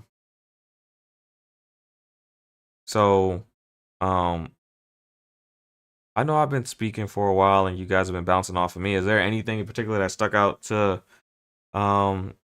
any of you when it comes to this particular and this set of nominees? I guess I'll bounce it off to Zero first. Wait, didn't Zero just was the one that you were talking the entire time? Yeah. So, yeah, I'm a step back. Let y'all. All right. So just making sure. That's all. I wanted to make sure that he was finished. Okay. So Sorry, I was confused. I thought you were gonna give him a turn. Well, he was kind of he was like bouncing off of me for the most part. So I just wanted to make sure like if there was anything that I didn't he had his own personal thoughts on. I just wanted to give him a chance. But Omar, you've been silent for a moment. What are your thoughts on this year's Game of the Year? Yeah. So first of all, I would put Spider-Man 2 in the action adventure. Also, I'm not sure if 16 is an action adventure, but it's an RPG. It's an RPG. It's not. They classify it as an RPG. So that's more of an action adventure than an RPG. Let's keep it real. Other than that, the only outlier is Resident Evil, which begs the question: should remake be nominated? How old is Resident Evil 4? I think it's less than 20 years. I'm not sure. Let's see. It's a GameCube game, so I think it's a cop out to choose 20-year. If a game is 20 years old, then it should be nominated I'm not so. because aside from Final Fantasy VII remake, what other remake that All right, was remade to a degree? so it's not even 20 years old. It came out in 2005. It's short of 20 years old. Yeah, it's 15 years old. Less than 15. So I don't but you know my standard. If it's less than 20 years old, it probably shouldn't be up for a nomination. I don't have a thing against remakes because it's being introduced to a whole new generation of gamers.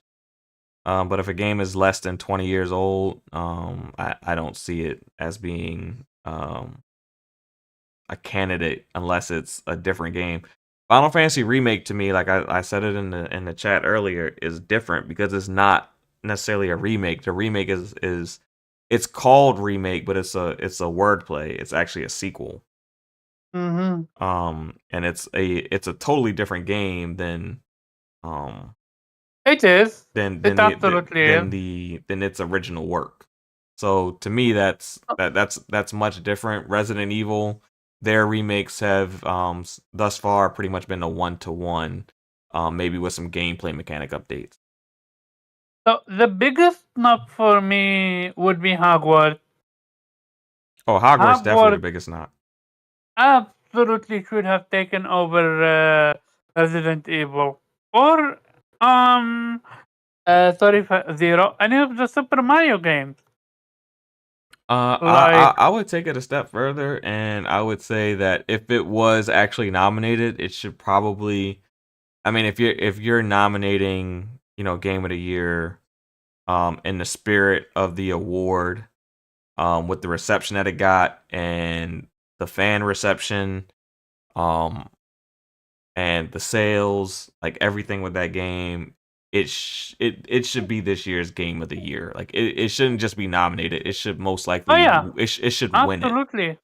The developers What did an I have the amazing job with the feeling, game. Um, whatever class that you associate yourself with, every person was happy with whether they were Slytherin or Gryffindor or Hufflepuff. mhm, Everyone was happy with the game. People who played all four um character types, they were all happy with the game. the game was fresh, new combat, gameplay mechanics. Yes, I would say it's a shame that the author's viewpoints has disturbed these panelists to the point where they didn't want the game to be nominated for a single award. And I think Yep. that is not a poor reflection of her. That is a poor reflection of us because these developers, they worked really hard to make a fantastic game in a world that does not reflect that author's viewpoints, and we as gamers shouldn't care about her personal viewpoints when it comes to something like this. That's what I would say.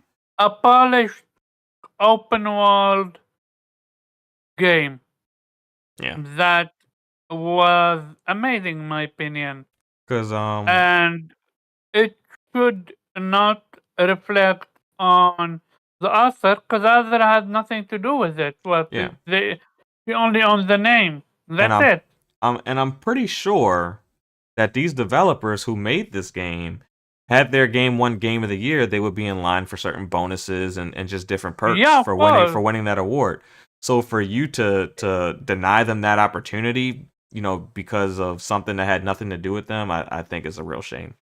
Remove the name Hogwarts and give it like the witch hero or the wizard hero, and absolutely this game would have been nominated for the game of the year.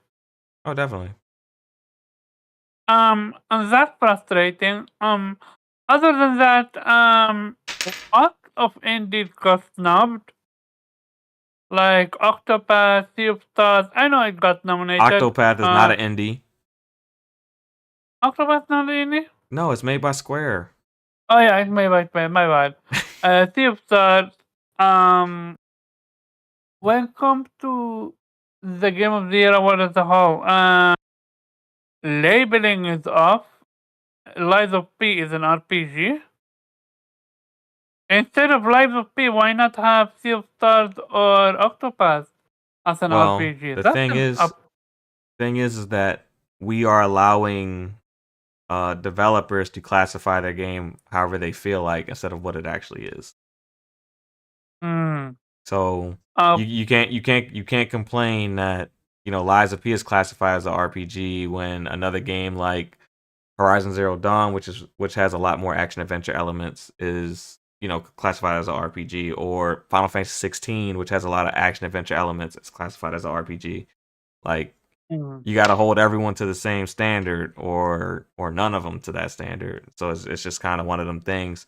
And the RPG genre is starting to get a little bit crowded because people are misrepresenting their game as an RPG. Other than that, I really believe the industry, not the industry, the Game of the Year award needs an overhaul. What I mean by that is, yes, give nomination to look, if there isn't enough indies and the indies aren't that well, don't put them in the nomination just to throw them a bone. But when you have such amazing indies like Sea of Stars, could absolutely be nominated for Game of the Year.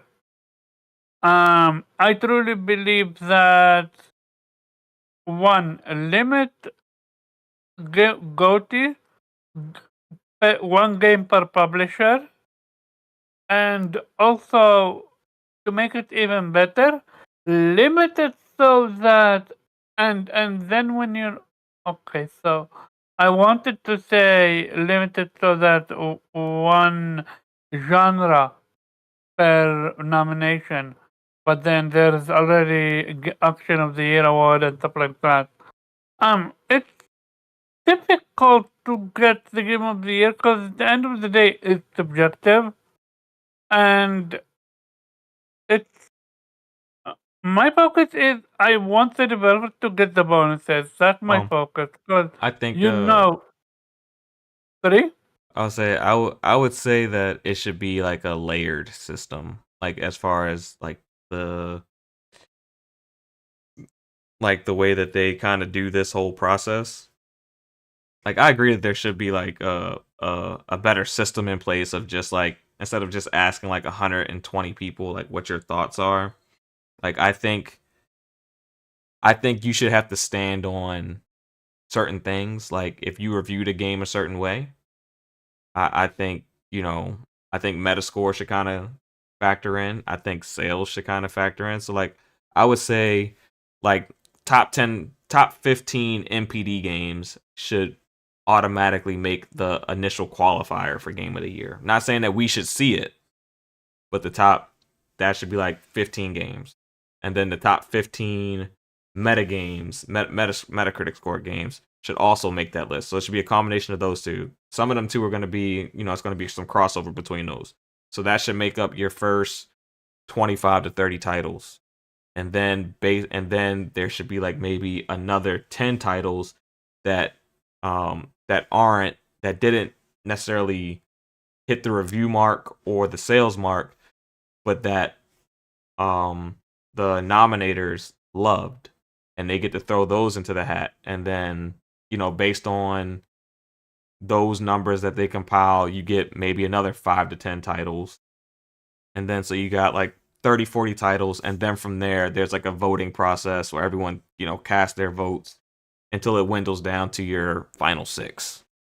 I think that's kind of how it should probably work, because I think reviews should matter, I think sales should matter, so I think that should factor in. But I also think that certain games that may have missed our peer review, that maybe didn't review well at first, but after getting more time with the game, you may feel a little bit differently. I think those games should be able to make it in there as well, and then from there should be a voting system to where you weed those titles all the way down to your final 6. That's kind of how I think it should work. How about this?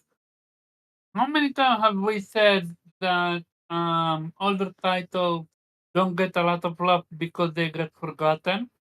How about make it so where there is 2 parts for Game of the Year?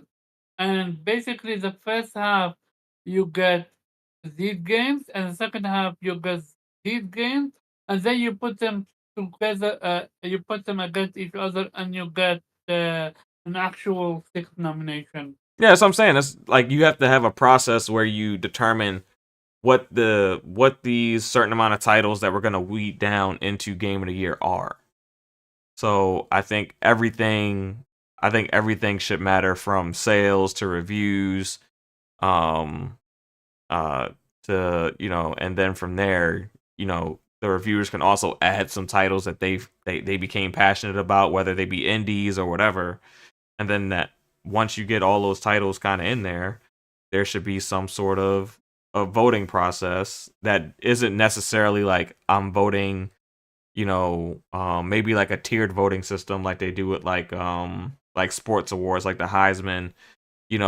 Like you might vote 2 or 3 players to get the Heisman, but one might get a first place vote from you, one might get a second place vote, the other one might get a third place vote, and then the combination of all those votes will then be weeded down to who is the actual who actually ends up being the nominees, and then who is the actual winner. Yeah. Because that way, it's not I only got 1 vote and I'm gonna cast it for Spider-Man. Well, what if I have 3 votes and I can pick 3 games that I would nominate for Game of the Year, but I would give Spider-Man my first place vote. I would give Tears of the Kingdom my second place vote, and I would give Alan Wake my third place vote, and then those would those combinations would kick in. Some people would have Alan Wake number 1, some people would have Spider-Man number 3, and then it would all even out, and then you would eventually get your top 6. Mm-hmm. That would probably. All right. So you kind of doing it like Academy style, or not even Academy style, like AP style. Like, yeah, where you get multiple votes. That way you don't put someone on the hook to where I can only pick 1 game that I would nominate for. Right. Yeah. Right. And it should just come down to getting the most. Yeah. In that sense, everybody, like, you rank them, and the ones obviously with the most rank ones or 2, you got to figure that part out. I also think it's not fair that you can't be in multiple categories like that. Like, well, I mean, last year God of War took like half the damn show. You talking about multiple genres? I'm talking about genres. Like, okay. I know you can have like art direction and music and all that. I'm talking about like genres. You can have an action RPG. That's still an action game. That should qualify. That should also still qualify you into the action genre by fucking default. You know what I mean? Like, and then we can talk about ongoing games. It's like you have several ongoing games, but all you seem to care about is Apex, Fortnite, or Destiny. Or what have you. Like, Sea of Thieves has been going on since 2018. Like a game that should have made best ongoing and best community support is actually Halo 2. It's had quite a revival this year, so I think it should have made it. Or it should have made it in over Cyberpunk. I don't think Cyberpunk. Infinite absolutely should have. It's an entirely different game now.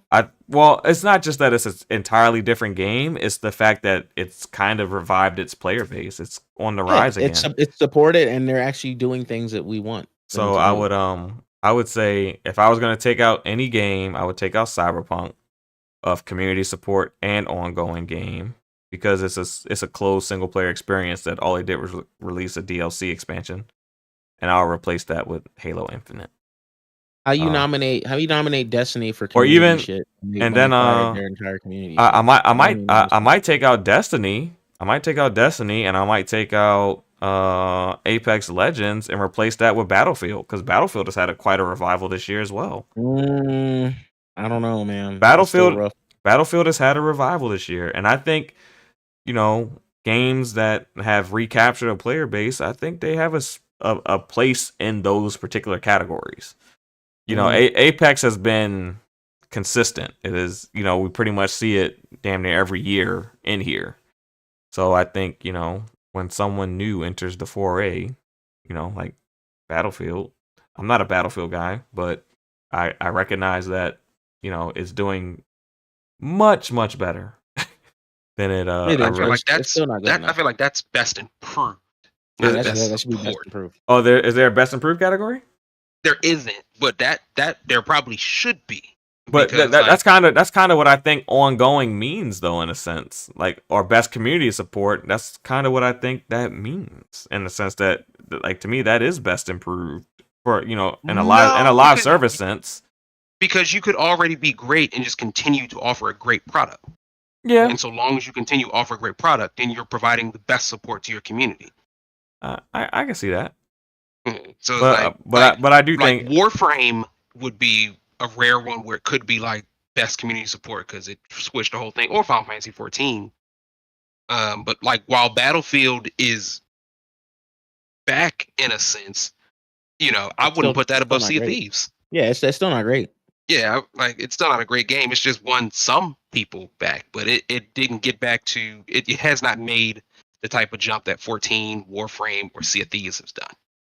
I hear you, but I just think one of those games should replace Cyberpunk. I don't think Cyberpunk is a ongoing. I do agree with that. Game. Yeah, I don't. That's ridiculous. Yeah, I don't see how that's there. I mean, Cyberpunk has gotten plenty of love. It's done a lot of great things. And it does have a nomination for its Phantom Liberty DLC, Best Narrative. So, I mean, I don't have any issue with it being there. Oh, Jube, do fighting games even show up in community support or ongoing? They should, but they do not. Isn't that trash? Yeah. Come on now. Yeah. Come on now. I agree. That's what I'm saying. Like, I'm mad that fighting games can't even show up in Game of the Year, especially when we had a fucking renaissance this year.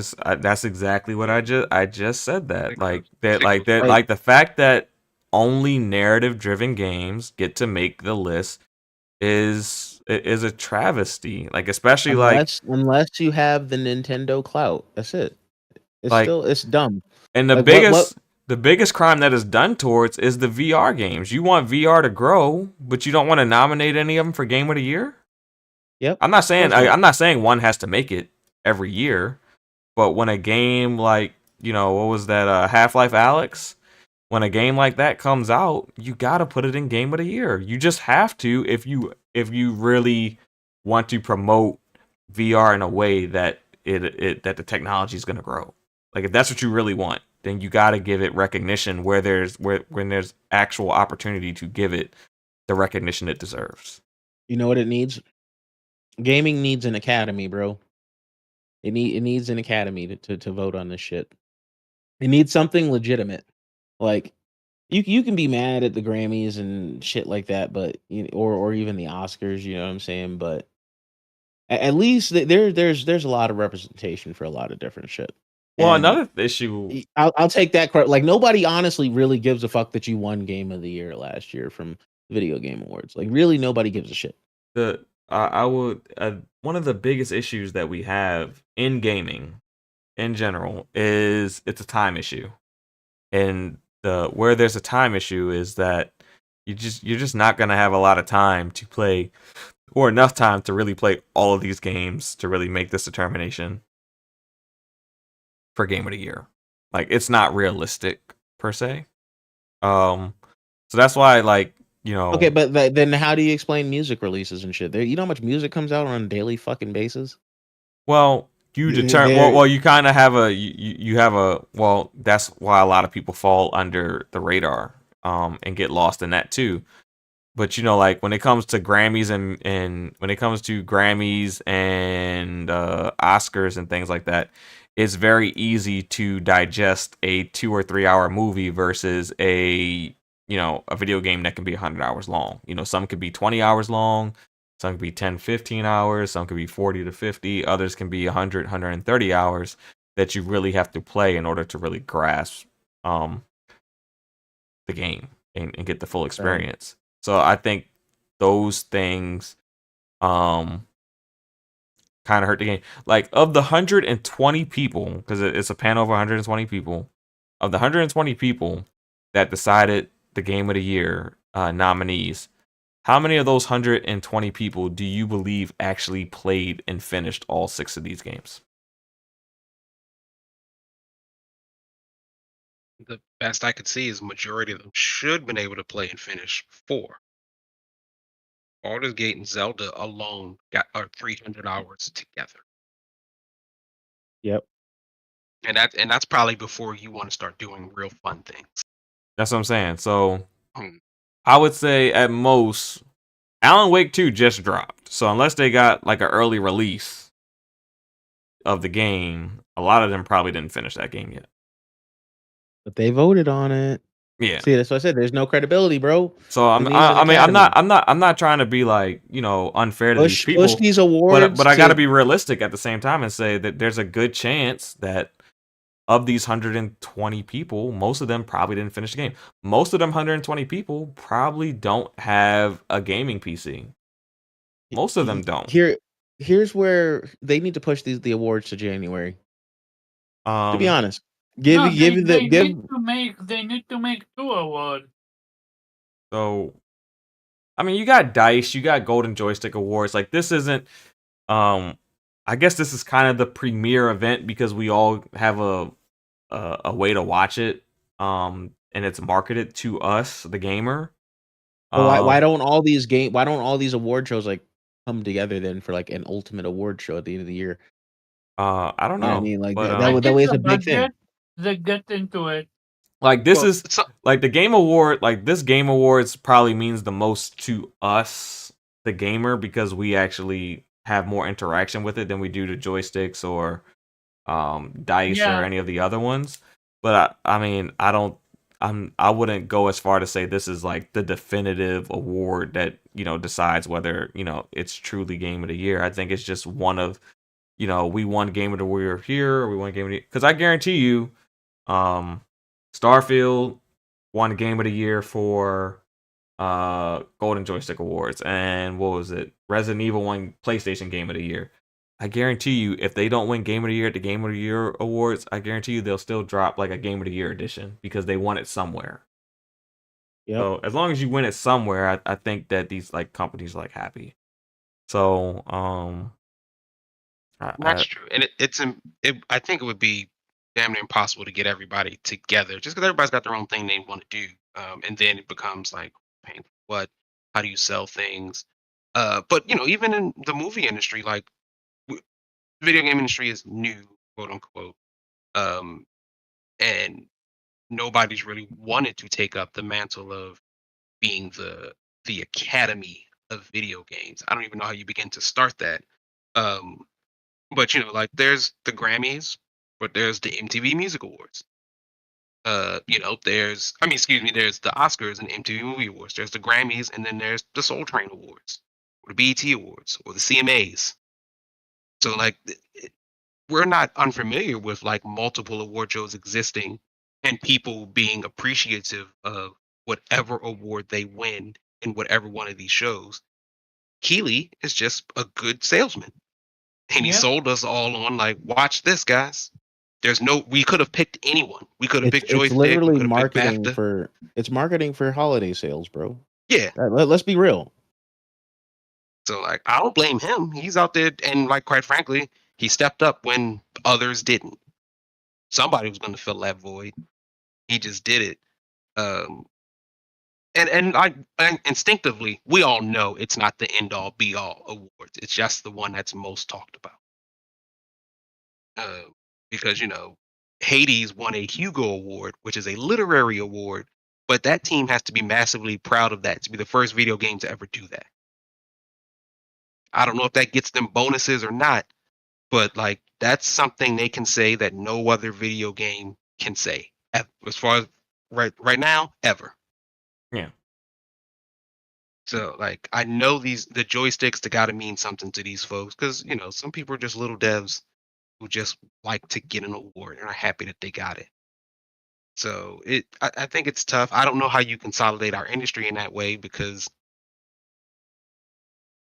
our industry didn't grow in the same way the music or the movie industry did, where there used to be this very small amount of people. There was always a lot of us, publishers and developers and big dogs in the field. And you know me, I don't know if I want consolidation that much into our industry where it's this small group of people who become the arbiter and judge for everything. Even though it kind of feels that way now, it's just 120 folks, but I'm not sure. Yeah, I mean, it's tough because, like I said, like realistically, of these 6 games that got nominated, there's a pretty good chance they didn't play and finish all of them. Is so it's not a perfect system, but it's the system that we have. I think I don't think we necessarily have to get upset that our game of choice didn't get nominated. I think we just ultimately this is a celebration of games. But I do think it's fair to criticize and point out the flaws because without criticizing and pointing out flaws in the process and pointing out things that you think they did right also, I don't think there's room for the process to improve if no one's, demanding that it does improve. So I do think that there's room for improvement.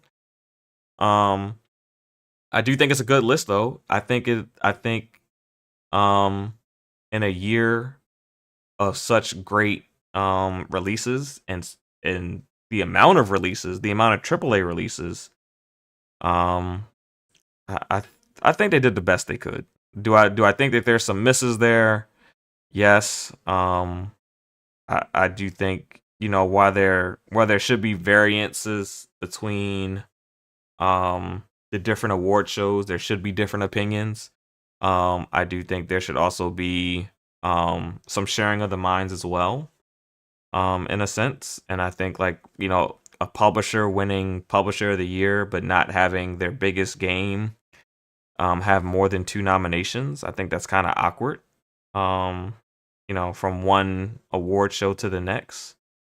So I do think there should be some sort of consensus in some ways, but I also think there should be variance in others.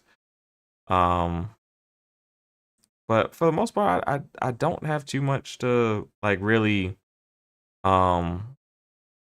complain about, except some games, like we've talked about, being miscategorized and just a lack of new IPs on this on this list. Like there were some really good new IPs that dropped this year, and I think they deserve a little bit more love than all the sequel love that we're seeing so far this year. But if no one else has anything, we can close this out. Yeah, And close it out. Are okay. we going Yeah, to that's not for Yeah, this well, show? I Are mean, we going to do I- our predictions?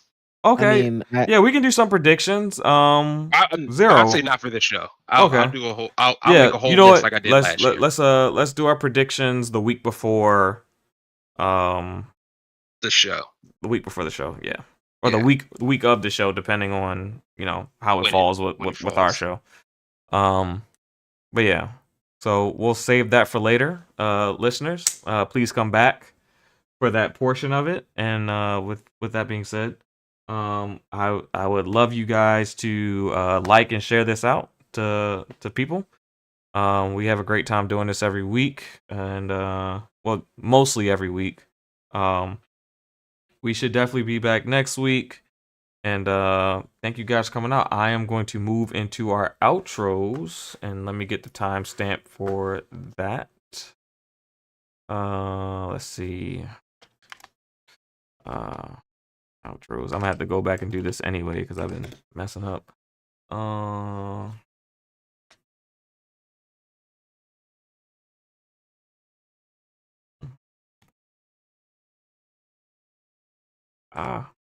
right, and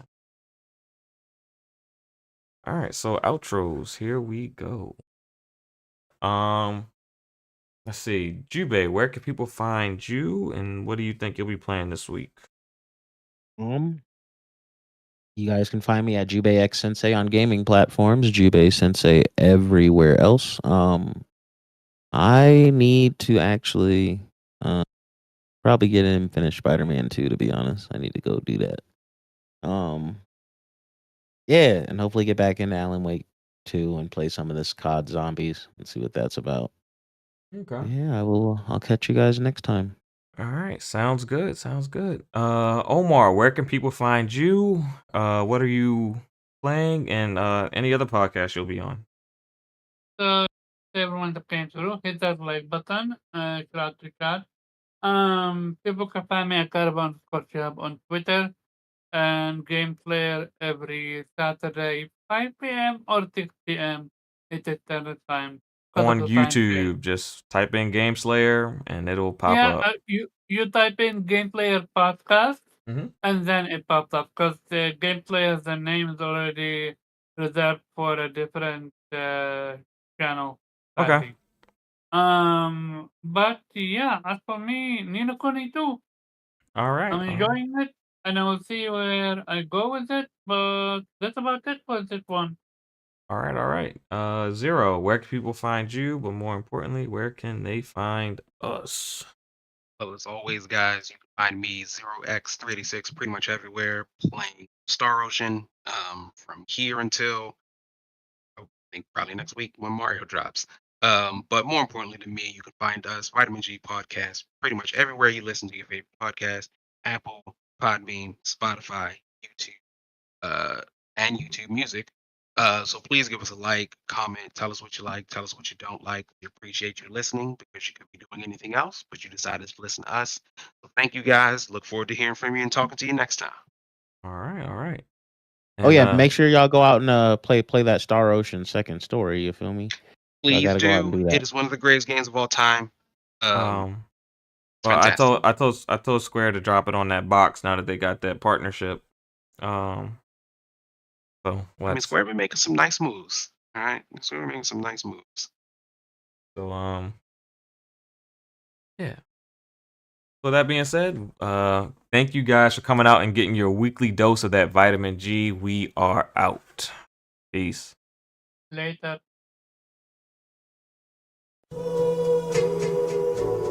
I'm on the outside looking in, and I wanna be back on the inside. I don't wanna be left on the outside, all alone. Vitamin J, got what you need. Vitamin J, got All what you need. alone. Vitamin J. Ay. You rockin' with beats, discussing the heat in the streets. Take over the west and the east. I got what you need, a dose of this vitamin J. You rockin' with beats, discussing the heat in the streets. Take over the west and the east. I got what you need, a dose of this vitamin J. You rockin' with beats, discussing the heat in the streets. Take over the west and the east. I got what you need, a dose of this vitamin J. Rockin' with beats, discussing the heat in the streets. I got what you need, a dose of this vitamin J. You rockin' with beats, discussing the heat in the streets. I got what you need, a dose of this vitamin J. You rockin' with beats, discussing the heat in the streets. Take over the west and the east. I got what you need, a dose of this vitamin J. Vitamin J. Vitamin J. Got what you need. I'm on the outside looking in, and I wanna be back on the inside. I don't wanna be left on the outside, all alone. Vitamin J. Got what you need. Vitamin J. Got what you need. All Vitamin alone. J. Discussing that heat in the street, and we got just what you need on Vitamin J. You rockin' with beats, discussing the heat in the streets. Take over the west and the east. I got what you need, a dose of this vitamin J. You rockin' with beats, discussing the heat in the streets. Take over the west and the east. I got what you need, a dose of this vitamin J. You rockin' with beats, discussing the heat in the streets. Take over the west and the east. I got what you need, a dose of this vitamin J. Rockin' with beats, discussing the heat in the streets. I got what you need, a dose of this vitamin J. You rockin' with beats, discussing the heat in the streets. Got what you need, a dose of this vitamin J. west and the east. I got what you need, a dose of this vitamin G. Vitamin G.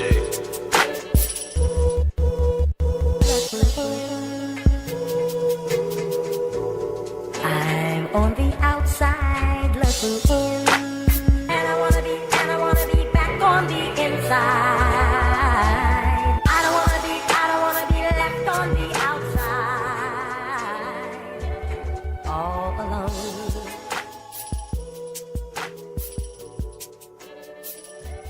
All alone.